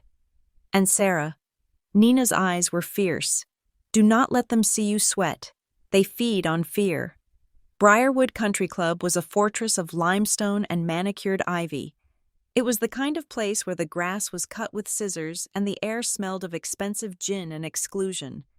I had grown up running through these halls, hiding under the buffet tables at Easter brunch. Now, walking through the heavy oak doors, I felt like an intruder. I left Lily with Maya again. I couldn't bear the thought of them passing her around like a trophy while they dismantled my life. The hostess, a woman who had known me since I was 12, smiled tightly. They are in the founder's room. Sarah. The founder's room was a small, private dining area off the main library. It was lined with dark wood and oil paintings of fox hunts. Walter and Elaine were sitting at a round table near the window. There was no food, just a silver pot of coffee and a thick file folder sitting in front of Walter. Walter didn't stand up when I entered. He just gestured to the empty chair. Sarah, he said, thank you for coming. Mom, I said, nodding to Elaine. She looked pale, her hands clasped tightly on the tablecloth. She didn't look at me. She looked at the file folder. Sit down, Walter said. We have things to discuss. I sat. I kept my back straight. I put my purse on the floor and kept my hands on the table, folded. I could feel Nina's business card in my pocket like a small, hot coal. We heard about the lease, Elaine said suddenly, her voice high and brittle. Mr. Henderson called the office. He felt terrible. Did he, I asked calmly, or did he feel instructed? Sarah. Walter cut in, his voice a low rumble. Let us not waste time with theatrics. The property is being repurposed. That is business. We are here to talk about family. He opened the file folder. Inside were spreadsheets, columns of numbers. I had the accountants run a summary, Walter said, turning the paper so I could see it. This is a ledger of the direct support provided to you in the last 36 months. The wedding costs, the down payment assistance which we reclaimed when the marriage faltered. Of course, the vehicle purchase, the insurance premiums, the monthly stipend from the trust. He tapped a figure at the bottom of the page. It was a large number, $214,000. This is what we have invested in your stability, Walter said. And yet, here we are. You are living in a rental unit that is no longer available. You are driving a vehicle you claim is tracking you. You are refusing to sign standard beneficiary forms. You are making us chase you. Sarah. I didn't ask you to chase me, I said. I asked for the title to the car you gave me. I asked for the truth about the lease. The truth, Walter said, leaning back. You want the truth. The truth is that you have never been capable of managing the complexity of your own life without a safety net. And now that there is a child involved, the stakes are too high for us to indulge your fantasies of independence. I have a job, I said. I have a degree. I was doing fine until you started pulling the rug out. You were doing fine because we were holding the rug, Walter corrected. Let's talk about the car. You seem fixated on it. He pulled another document from the file. It looked old. The paper was slightly yellowed at the edges. Do you know what this is? He asked. I squinted at the header. Harlan Family Trust. Medical Mobility Support Plan. Subject, Sarah Harlan. Date August 14, 2008. I was 16. This is the mobility plan we established after your knee surgery, Walter said.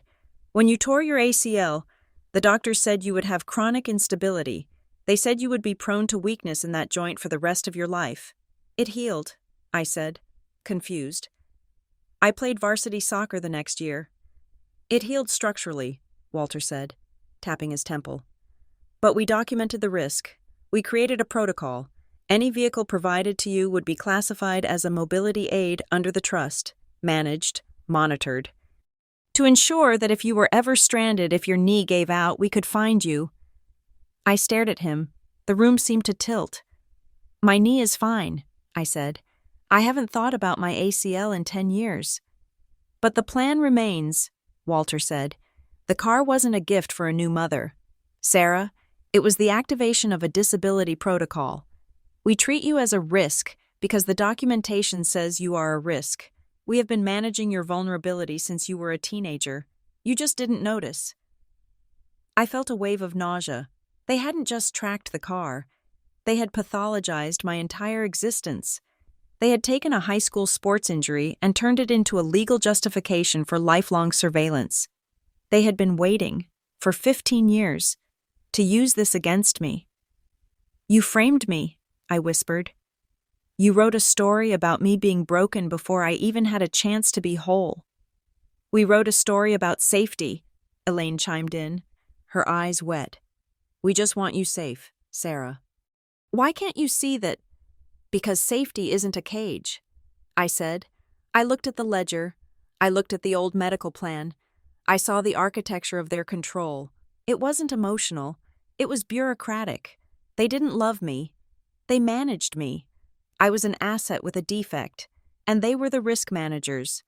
The hurt that had been sitting in my chest, the desire for my grandfather to be proud of me, for my mother to just be a mom, evaporated. It was replaced by something cold and hard.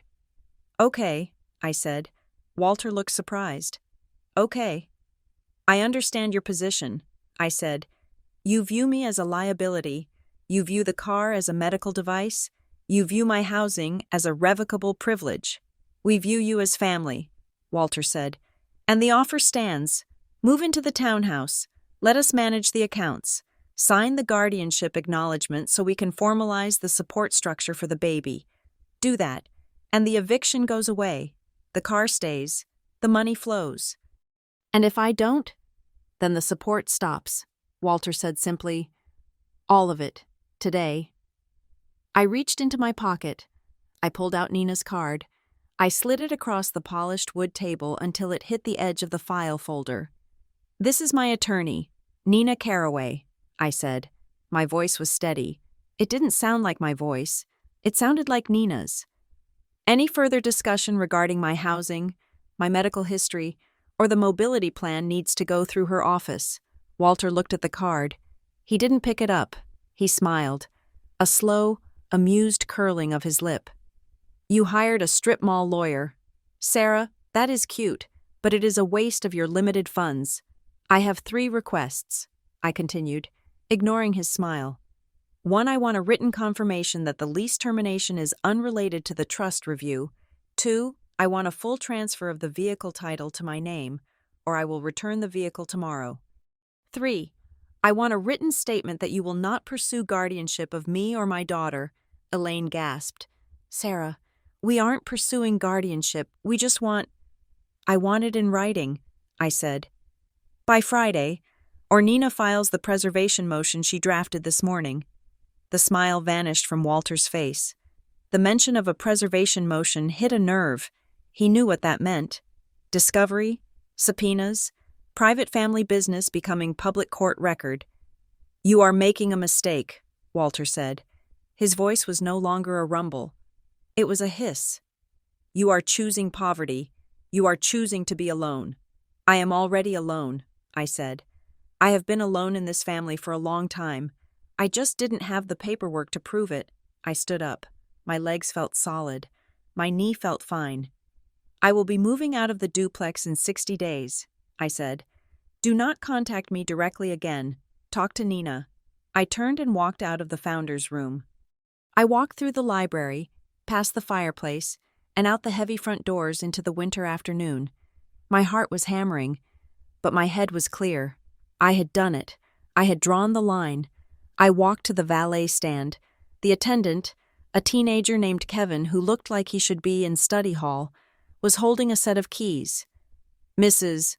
Patterson, he asked. Yes, I said. The silver SUV. I brought it up, he said, looking confused. But I can't get it to open. The fob isn't working. I stared at the car. It was sitting right there at the curb, gleaming under the portico lights. I took the fob from him. I pressed the unlock button. Nothing. I pressed it again. The small red light on the fob didn't even blink. It was dead. I think the battery died in the key, Kevin said helpfully. Do you have a spare? I didn't have a spare. My mother had the spare. I looked at the car. Then I looked back at the club entrance. Through the glass of the front door, I could see Walter standing in the hallway. He was watching me. He held his phone to his ear. He hadn't just cut me off financially. He had disabled the fob. He had turned off my ride home while I was sitting in the meeting, just to show me that he could. It was petty. It was cruel. And it was perfect. No, I said to Kevin. I don't have a spare. Do you want me to call a locksmith? Kevin asked. Or a cab? No, I said. Keep the keys. What? Keep them, I said. Tell Mr. Harlan that the fleet manager can pick up the asset. I handed the dead fob back to the stunned valet. I turned and started walking down the long, winding driveway of the club. It was 4 miles to my house. The sun was setting, and the temperature was dropping. I was wearing a coat that wasn't warm enough for a long trek, but as I walked past the stone pillars of the gate, leaving the silver SUV behind, I didn't feel the cold. I felt a strange, burning heat in my chest.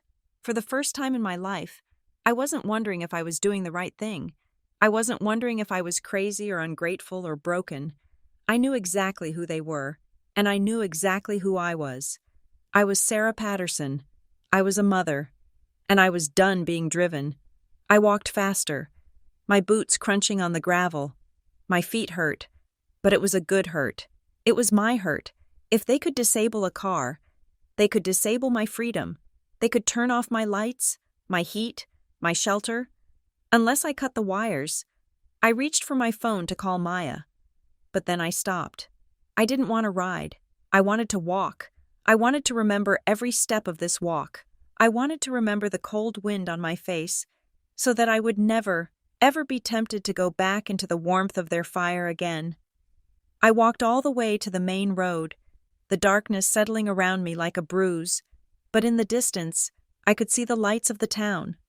They were faint, but they were there, and for the first time, they looked like a destination, not just a backdrop. The humiliation of being stranded at the country club faded, replaced by a clarity as sharp as a diamond. Walter thought he had stranded me. He thought he had punished me, but he was wrong. He had just set me free. The office of Caraway Legal Clinic smelled of stale coffee and photocopier toner, a scent that was fast becoming the perfume of my new life. I sat across from Nina, my hands wrapped around a paper cup, watching her read a document that had come in via courier that morning. Nina did not look happy. Her eyebrows were drawn together in a tight, sharp line. "It is worse than I thought," she said, slapping the file onto the desk. "We got the response to the preservation letter. Cresmont Fiduciary sent over a summary of the beneficiary review file. They are not just looking at your spending. Sarah, they are building a psychological profile." "What does it say?" I asked. Nina turned the page around so I could read the highlighted paragraph. "Subject displays a pattern of financial inconsistency and emotional volatility. Notable gaps in employment following the birth of the dependent 12 weeks combined with sudden marital separation suggest an inability to maintain solvent household infrastructure.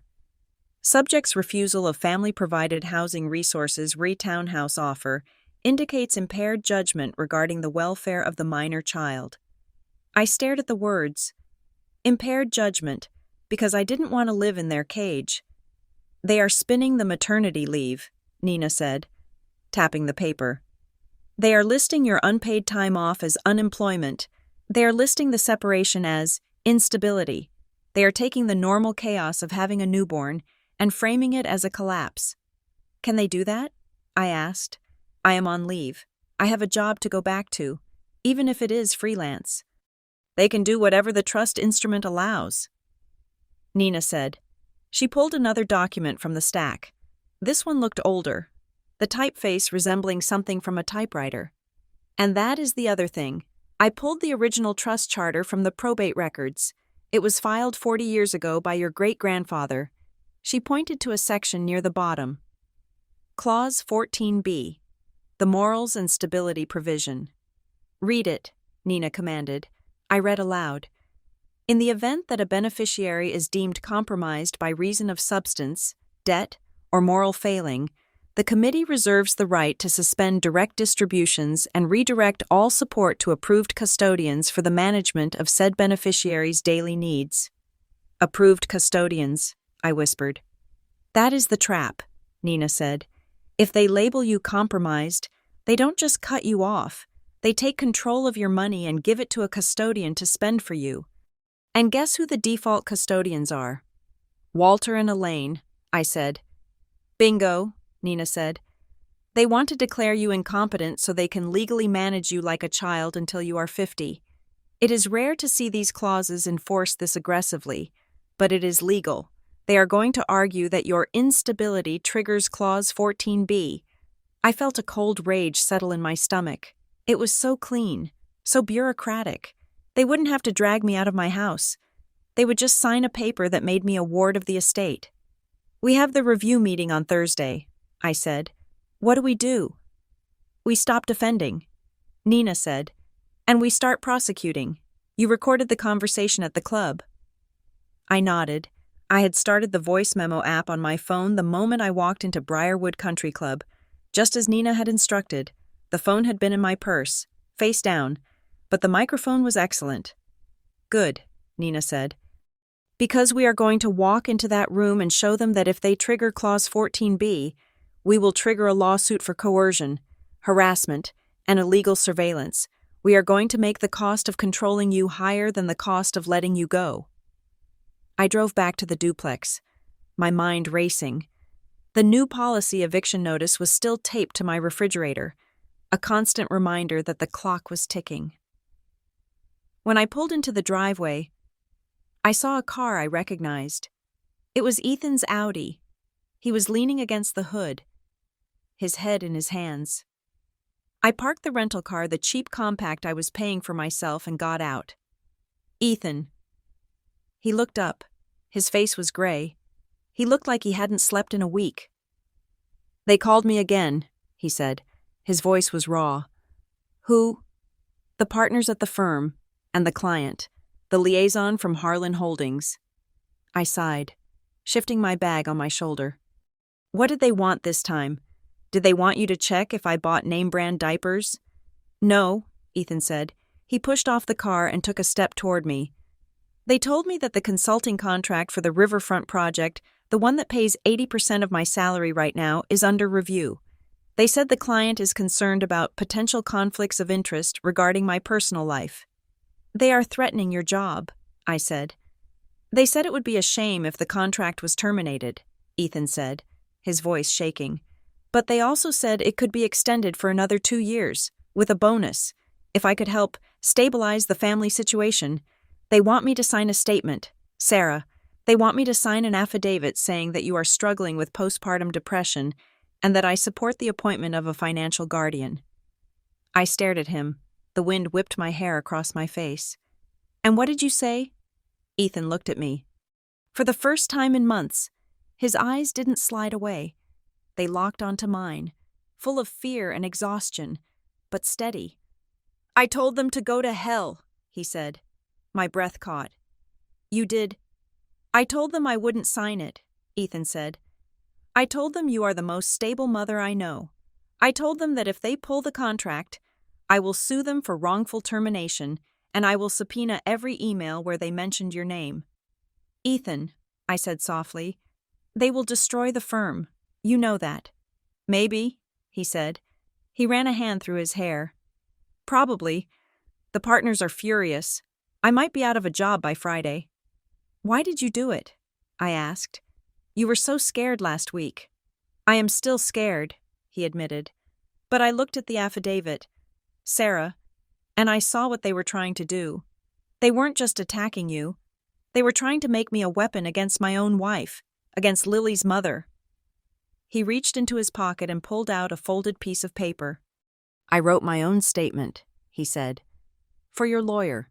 It says that you are fit, competent, and that any claims of instability are false. I had it notarized an hour ago. He handed me the paper. I took it, my fingers brushing his. Thank you, I said. The words felt inadequate. He was risking his career, his reputation, everything he had built, just to hand me a single sheet of paper. I should have done it sooner, he said. I'm sorry I was a coward. Sarah, I wanted peace. There is no peace with them, I said. There is only submission or war. I know that now, Ethan said. If you need money, I don't have much liquid cash if the job goes, but I can sell the car. I can sell my watch. Keep the car, I said. You might need it to get away from them too. He nodded and got back into his Audi. As he drove away, I looked at the notarized letter in my hand. It was a shield. Ethan had finally picked a side. Tuesday night was a war council. Maya came over after her shift at the hospital. Nina joined us via video call on my laptop. The kitchen table was covered in papers. We have the timeline, Nina said from the screen. August 2008, mobility plan created. December 2025, vehicle gifted with undisclosed tracker. December 26th, remote disable a vehicle. December 29th, housing termination. January 2nd, coercion of spouse. It looks like a conspiracy when you write it down, Maya said, reading the list. It is a conspiracy, I said. It is a conspiracy of 3 people and a trust fund. We need a safety plan, Maya said, turning to me. If the meeting goes badly on Thursday, they might escalate immediately. They could try to file for emergency custody of Lily, claiming you are a flight risk. I am not leaving, I said. You might have to, Maya said seriously. Just for a few days, until Nina can get a judge to block them. You can't stay here if they have keys to the building. Sarah, Mr. Henderson is gone. The new management Walter could send maintenance in at midnight if they wanted to. My cousin has a place in Ridgeway Harbor, Maya continued. It is an hour away. It is a garage apartment, cash rent, no lease. He doesn't know your last name. He just knows you are my friend. Okay, I said. Put it on the list. And cash, Maya said. The new account you opened is good, but if they get a judgment, they can freeze bank assets. You need physical cash. I went to the bedroom and came back with an envelope. I sold my diamond earrings, I said, and the necklace Walter gave me for graduation. I went to a pawn shop 3 towns over. I got $4,000. Maya nodded approvingly. Good. Keep that on you. In the diaper bag. Always. And childcare, I said. If I have to go to court, I can't bring Lily. They will use it as proof I have no support system. I took vacation days for the next 2 weeks, Maya said. I am your support system. If you have to be in a room with them, Lily stays with me, at the hospital daycare or at my place. They can't touch her if they can't find her. I looked at Maya. I looked at Nina on the screen. I looked at the letter from Ethan. They had money. They had lawyers. They had 100 years of influence. But I had a team. One more thing, I said to Nina. The recording. I have it queued up, Nina said. I transferred it to a digital drive. We are going to play it right when they think they have won. Thursday morning was gray and sleeting. The headquarters of Cresmont Fiduciary Services was in a glass tower in downtown Hartford. It was the kind of building that was designed to make you feel small. The lobby was silent. The elevator was silent. And the receptionist on the 40th floor smiled with the warmth of a reptile. They are waiting for you in conference room B, she said. I walked down the hallway. Nina was beside me, wearing a suit that looked like armor. I was wearing the best blazer I owned and the earrings I hadn't pawned. I left Lily with Maya at the clinic. My arms felt empty and light. A physical ache that reminded me why I was here. We opened the heavy glass doors. The room was vast. One wall was entirely window. Looking out over the gray city, at the center was a table that could seat 20. Walter sat at the head. He was wearing a navy suit, his tie perfectly knotted. Elaine sat to his right, looking nervous and clutching a tissue. Beside her were 2 men I didn't know, suits from the fiduciary firm, and Arthur Knox, the family lawyer. Sarah, Walter said, standing up halfway and then sitting back down. And Ms. Caraway, please, sit. We sat at the opposite end of the table. The distance felt like a battlefield. We are here to review the status of the Sarah Harlan Beneficiary Trust, one of the fiduciary suits said. He didn't introduce himself. Specifically, the activation of protective measures under Clause 14b. We contest the activation, Nina said clearly. There are no grounds for protective measures. Mrs. Patterson is a competent adult. The file suggests otherwise, Arthur Knox said, sliding a thick binder across the table. We have reports of financial insolvency, housing instability, and a documented history of physical vulnerability requiring mobility assistance. The mobility assistance, I said, my voice steady. You mean the car with the tracker? We mean the vehicle provided for your safety, Walter said. His voice was calm, reasonable. Sarah, look at this objectively. You are being evicted. You have no steady income. Your husband has expressed concern. My husband submitted an affidavit of fitness, Nina said, slapping Ethan's letter onto the table. Notarized yesterday. He denies all allegations of instability. Walter's eyes flickered. He hadn't expected that. He looked at Arthur Knox, who frowned. Mr. Patterson's current statement contradicts his previous informal consultations, Knox said smoothly, which only highlights the volatility of the domestic situation. The committee believes that for the next 12 months, it is in the best interest of the child for the trust to assume direct management of Sarah's expenses. We will pay the bills directly. We will secure housing. We will provide a stipend for groceries. But the discretionary cash distributions will cease. And I assume, Nina said, that this management requires Sarah to reside in approved housing. It is a condition of the support, Walter said. Yes, we cannot pay rent to a landlord we haven't vetted. So, I said, I move into the townhouse, or I starve. You won't starve, Elaine said, her voice trembling. We would never let you starve. Sarah, we just want to help you. Why is that so hard to accept? Because it isn't help, Mom, I said. It is leverage. It is necessary, Walter said. He leaned forward, his hands clasped. Sarah, you are spiraling. You are seeing enemies where there are only family members trying to catch you. We have the authority, under the trust, to enforce this. We don't need your permission. We are doing this as a courtesy. A courtesy, I repeated. I looked at Nina. She nodded. I reached into my bag and pulled out a small portable speaker. I set it on the table. What is that? Arthur Knox asked. It is a record of our last family meeting, I said. At the country club? Tuesday. That was a private conversation, Walter said sharply. You cannot record. Connecticut is a one-party consent state for in-person conversations where there is no reasonable expectation of privacy regarding criminal admission, Nina said quickly. And since you were discussing the terms of a contract in a semi-public venue, it is admissible for this review. I pressed play. The sound was crystal clear. Walter's voice. The car wasn't a gift for a new mother, Sarah.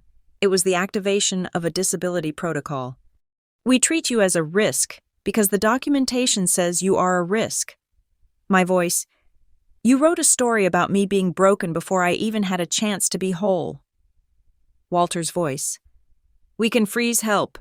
You won't like what happens when the bills pile up. It is a cold world out there. Sarah. Walter's voice. We disabled the ignition. Safety requires oversight. I stopped the recording. The silence in the room was absolute. The fiduciary suits looked at their papers. Arthur Knox looked at the ceiling. That, I said, pointing to the speaker, is not a grandfather concerned about a baby. That is a creditor threatening a debtor. You admitted that the car was a trap. You admitted that you manufacture the risk to justify the control. This is entrapment, Elaine hissed. She stood up, her face flushing red. You ungrateful little... Sit down, Elaine, Walter said. His face was stone. No, Elaine shouted. She pointed a shaking finger at me. We gave you everything. We bought you the car. We paid for the wedding, and this is how you repay us, by recording us, by embarrassing the family in front of strangers. You are embarrassing yourselves, I said. You are using a trust fund to bully a postpartum woman. We are protecting the baby, Elaine screamed. You are using that child as a shield to hide your own failures. I stood up. I didn't shout. I didn't cry. I looked my mother in the eye. No, Mom, I said. You used the baby as a leash, Elaine gasped. She looked as if I had slapped her. She sank back into her chair, covering her face with her hands. Walter stared at me. There was no love in his eyes. There was only calculation. He realized, perhaps for the first time, that I wasn't just Sarah the granddaughter. I was Sarah the adversary. This meeting is in recess, the lead fiduciary said, standing up abruptly. The committee needs to deliberate in closed session regarding the new evidence. We will wait, Nina said. No, Walter said. He stood up, buttoning his jacket. We are done for today. You will receive our decision by mail. He walked out of the room without looking at me. Arthur Knox followed, gathering the files. Elaine sat there for a moment, weeping, before she got up and ran after them. We were left alone in the glass room. We got them, I breathed, my knees suddenly feeling weak. Did you see their faces? We stunned them, Nina said. She didn't look triumphant. She looked worried. But we didn't stop them. Committees like this, they hate being embarrassed. They might back down on the Clause 14b finding because of the recording, but they will retaliate. How? Quietly, Nina said. They will find another way. Be ready. I went to pick up Lily from Maya's. I held her tight, burying my face in her neck. She smelled like milk and safety. How did it go? Maya asked. Explosive, I said. I played the tape. Elaine lost it. Walter walked out. Good, Maya said. But watch your back. I drove back to the duplex. It was dark. The house felt empty and cold. I checked the locks. I checked the windows. I sat down to feed Lily. My phone pinged with an email notification. It was from an anonymous address. guest198@protonmail.com. The subject line was blank. There was one attachment, a PDF. I opened it. It was a draft legal petition, dated for tomorrow, State of Connecticut, Family Court Division, Petitioner Walter Harlan, Elaine Patterson, Respondent Sarah Harlan, in re-emergency temporary custody of minor child L. Patterson. Petition alleges that the respondent is exhibiting signs of severe paranoia, illicit surveillance of family members, and financial insolvency, placing the minor child in imminent neglect. I dropped the phone. They weren't waiting for the trust review decision. They had this ready. They had typed it up before the meeting. They were going to argue that my defense, my recording, my paranoia was proof that I was crazy. The recording hadn't stopped them. It had given them the ammunition they needed to claim I was mentally unwell. I looked at Lily. "They are coming," I whispered. I didn't wait. I didn't call Nina. I didn't think. I grabbed the go bag Maya had packed. I grabbed the cash. I grabbed the car seat. I walked out of the duplex, leaving the lights on so it looked like I was home. I got into the rental car. I didn't go to Ridgeway Harbor yet. I drove north, toward the state line. I needed to be moving. The email was a warning, but it was also a promise. They were done playing with money. Now, they were coming for the only thing that mattered, and I was the only thing standing in their way. The garage apartment in Ridgeway Harbor smelled of salt, cedar, and the damp, biting cold of the Atlantic coast in January. It was a single room above a detached garage, accessible only by a set of wooden stairs that iced over at night. The wind rattled the single-pane windows, and the heating unit in the corner clanked like a dying engine. To me, it was a palace. It was a palace because Walter Harlan did not have a key. It was a palace because when I locked the deadbolt at night, I knew exactly who was on the other side. I had been there for 3 days. Maya's cousin, a lobster fisherman named Cal, who asked no questions and accepted cash, had given me the code to the door and a pile of firewood. I spent the first 24 hours doing nothing but holding Lily and watching the driveway, waiting for a black SUV to pull up. It didn't. Instead, Nina went to work. From her office in the strip mall.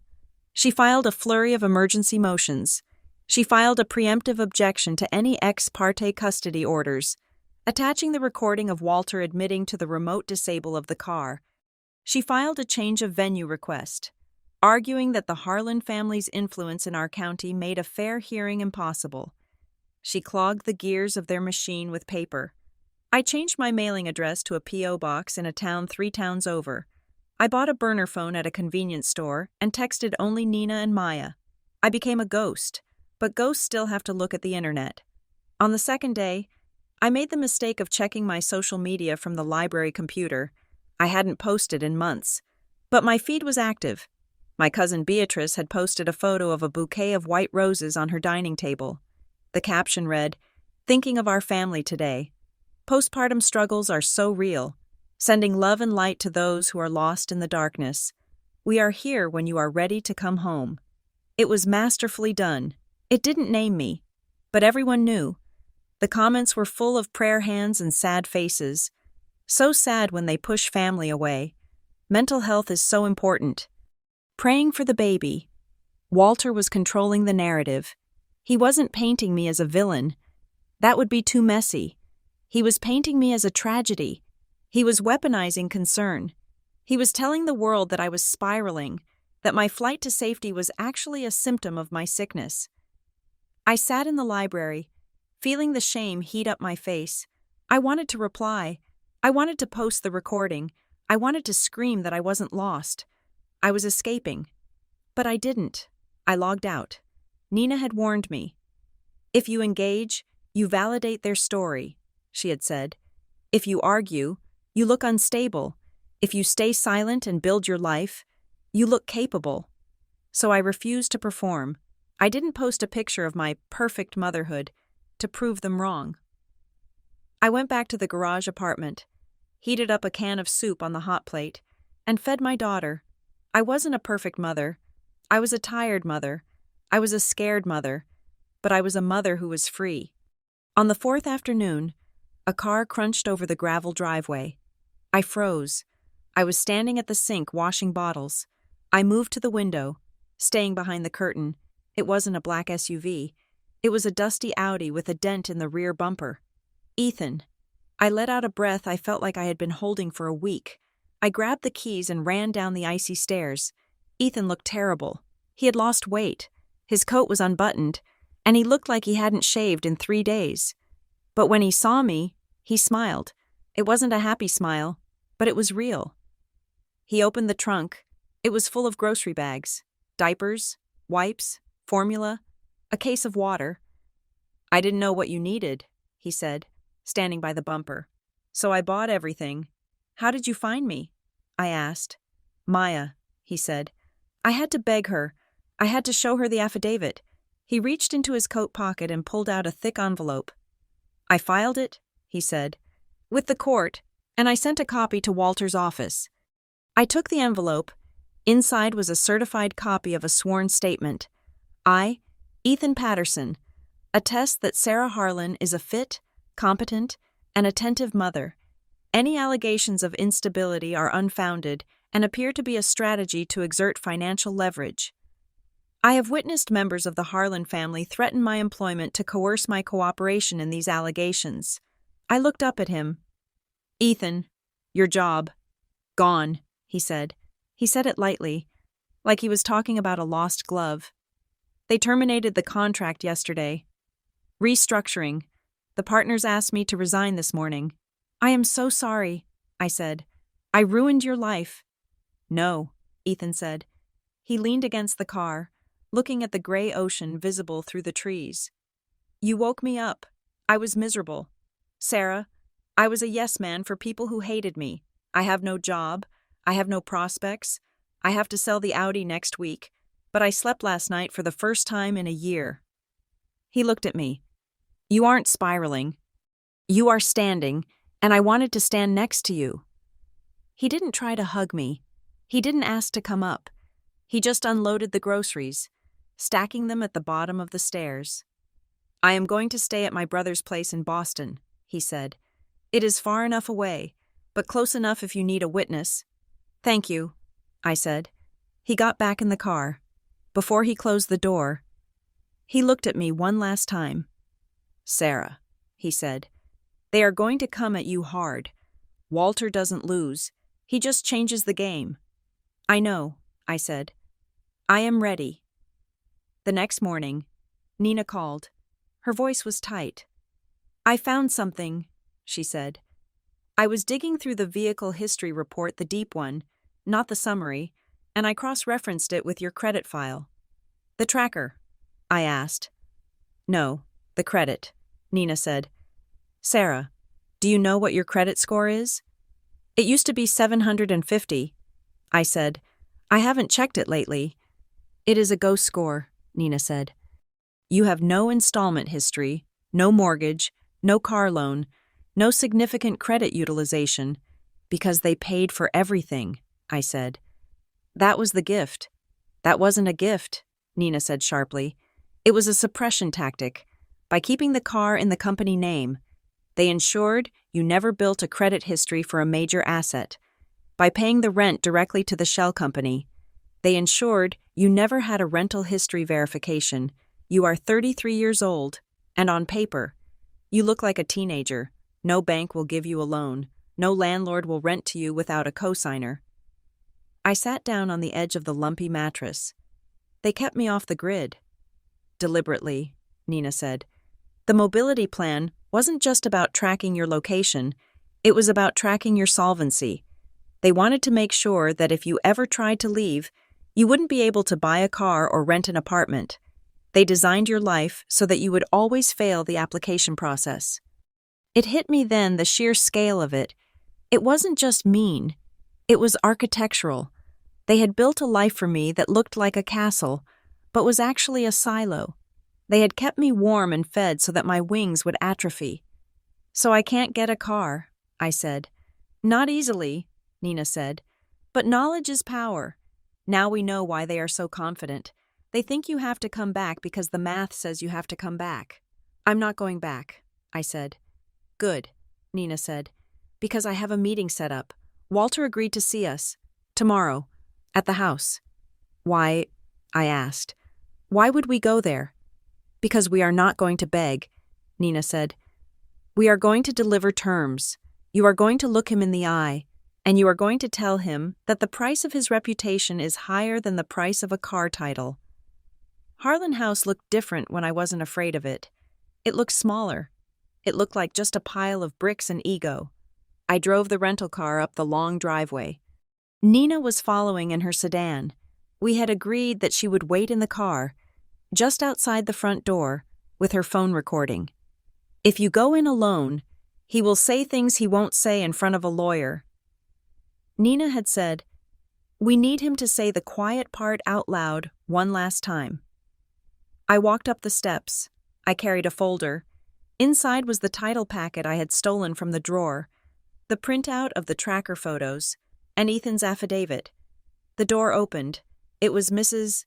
Gable again. She looked sad. "He is in the library. Sarah, the family is here for Sunday dinner." Of course they were.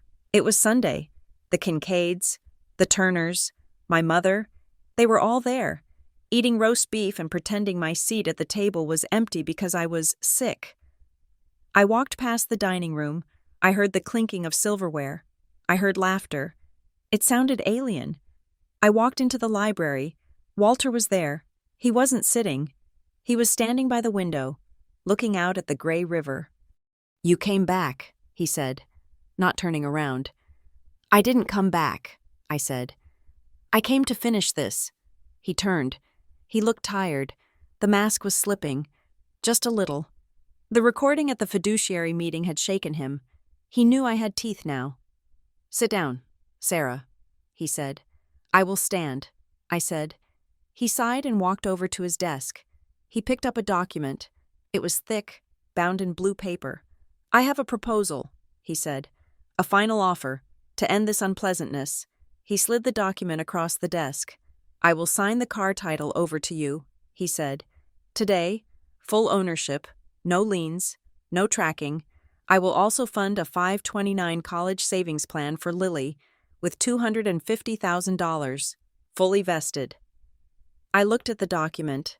It was a lot of money. It was security. It was the future. "And what do I have to do?" I asked. "You have to sign this agreement," Walter said. "It is a private family contract.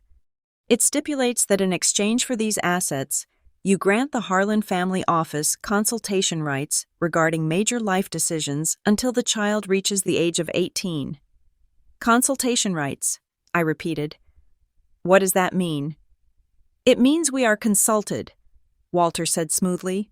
"On schooling, on housing, on medical care. We don't have custody, we just have a voice. We want to ensure the child is raised with Harlan standards.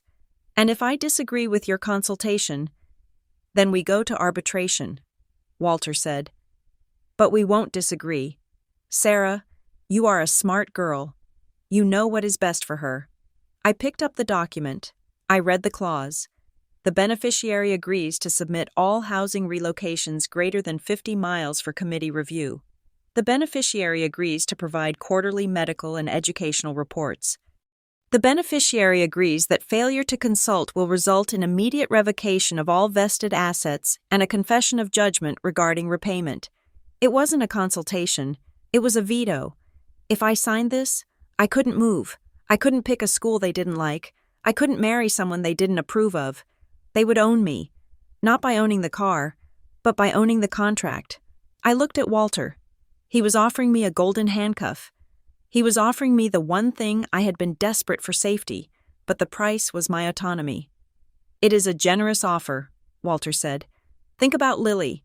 College paid for, a safe car, no more struggling in a garage apartment." I thought about Lily. I thought about her sleeping in the drafty room in Ridgeway Harbor. I thought about the fear of running out of money. But then I thought about the tracker. I thought about the mobility plan.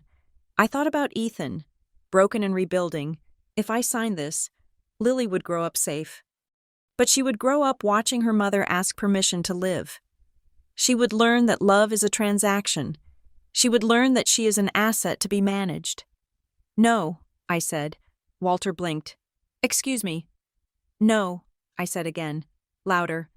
"I won't sign it." "You are being foolish," Walter said, his voice dropping to that dangerous chill. "You have nothing. Sarah, you have no credit. You have no home. You are rejecting $250,000. "I am rejecting a cage," I said. "I would rather raise her in a garage than in a boardroom." I grabbed the document. "What are you doing?" Walter asked. "I am showing the shareholders," I said. I turned and walked out of the library. "Sarah," Walter barked. "Stop." I didn't stop.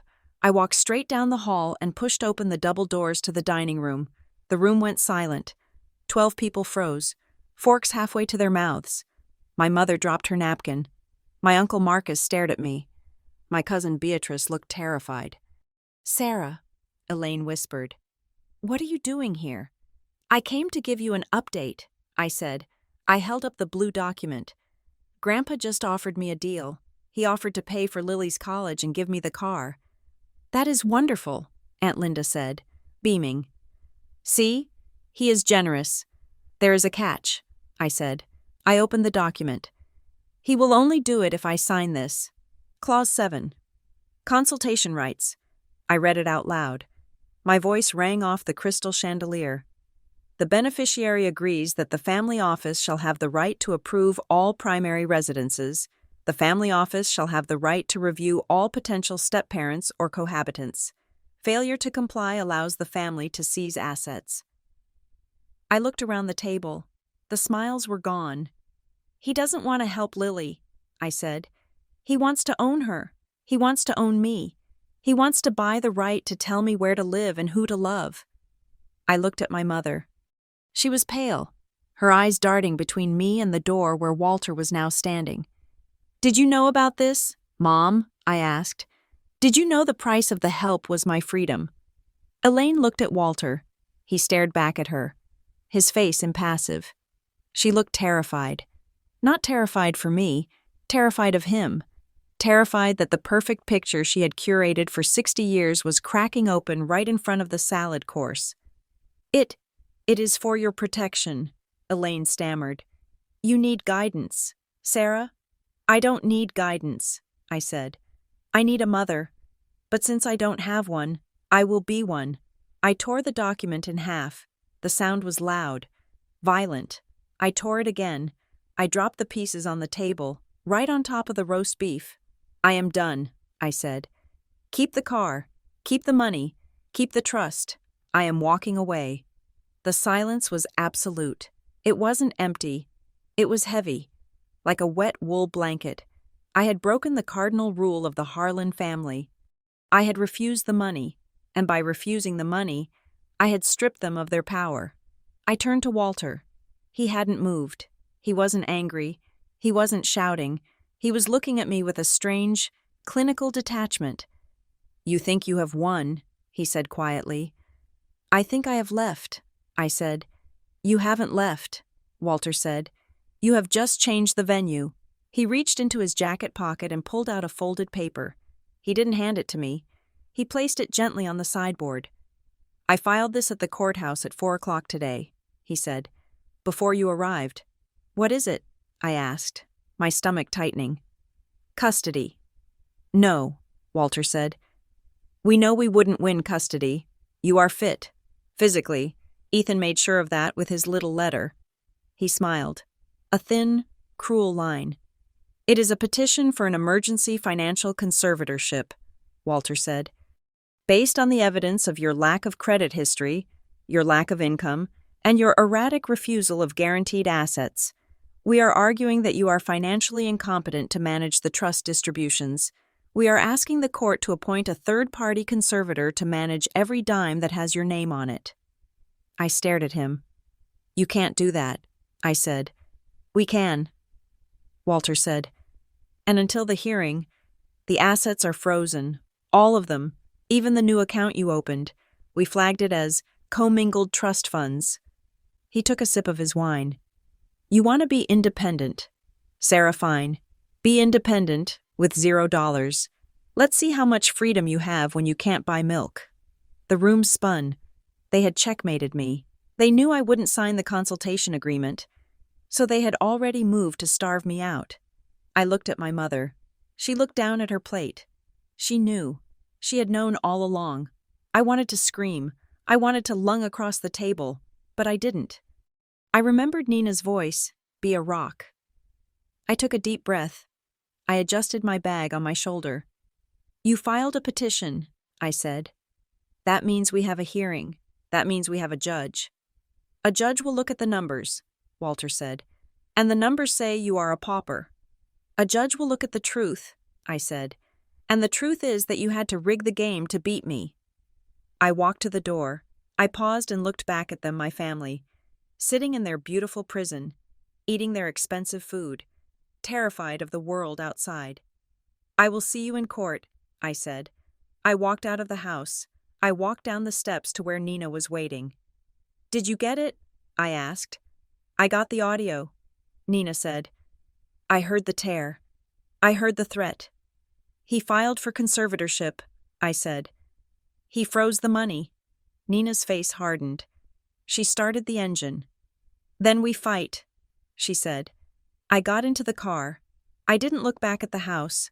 I looked forward, into the dark, cold night. I had no money. I had no car. I had a fight ahead of me that would probably take years. But as we drove away, I touched the empty spot on my finger where the family ring used to be. I was broke. I was hunted. But for the first time in my life, I was unowned, and that was a start. Thank you so much for listening to Sarah's story. It is a terrifying journey to realize that the people who are supposed to protect you are actually the ones holding you back. But Sarah's fight is just beginning. I would love to hear your thoughts on this story. Have you ever seen help used as a form of control? Please let me know in the comments where you are listening from. I read every single one. If you enjoyed this story, please make sure to subscribe to Revenge Stories and share this with a friend. Until next time, stay safe and stay free.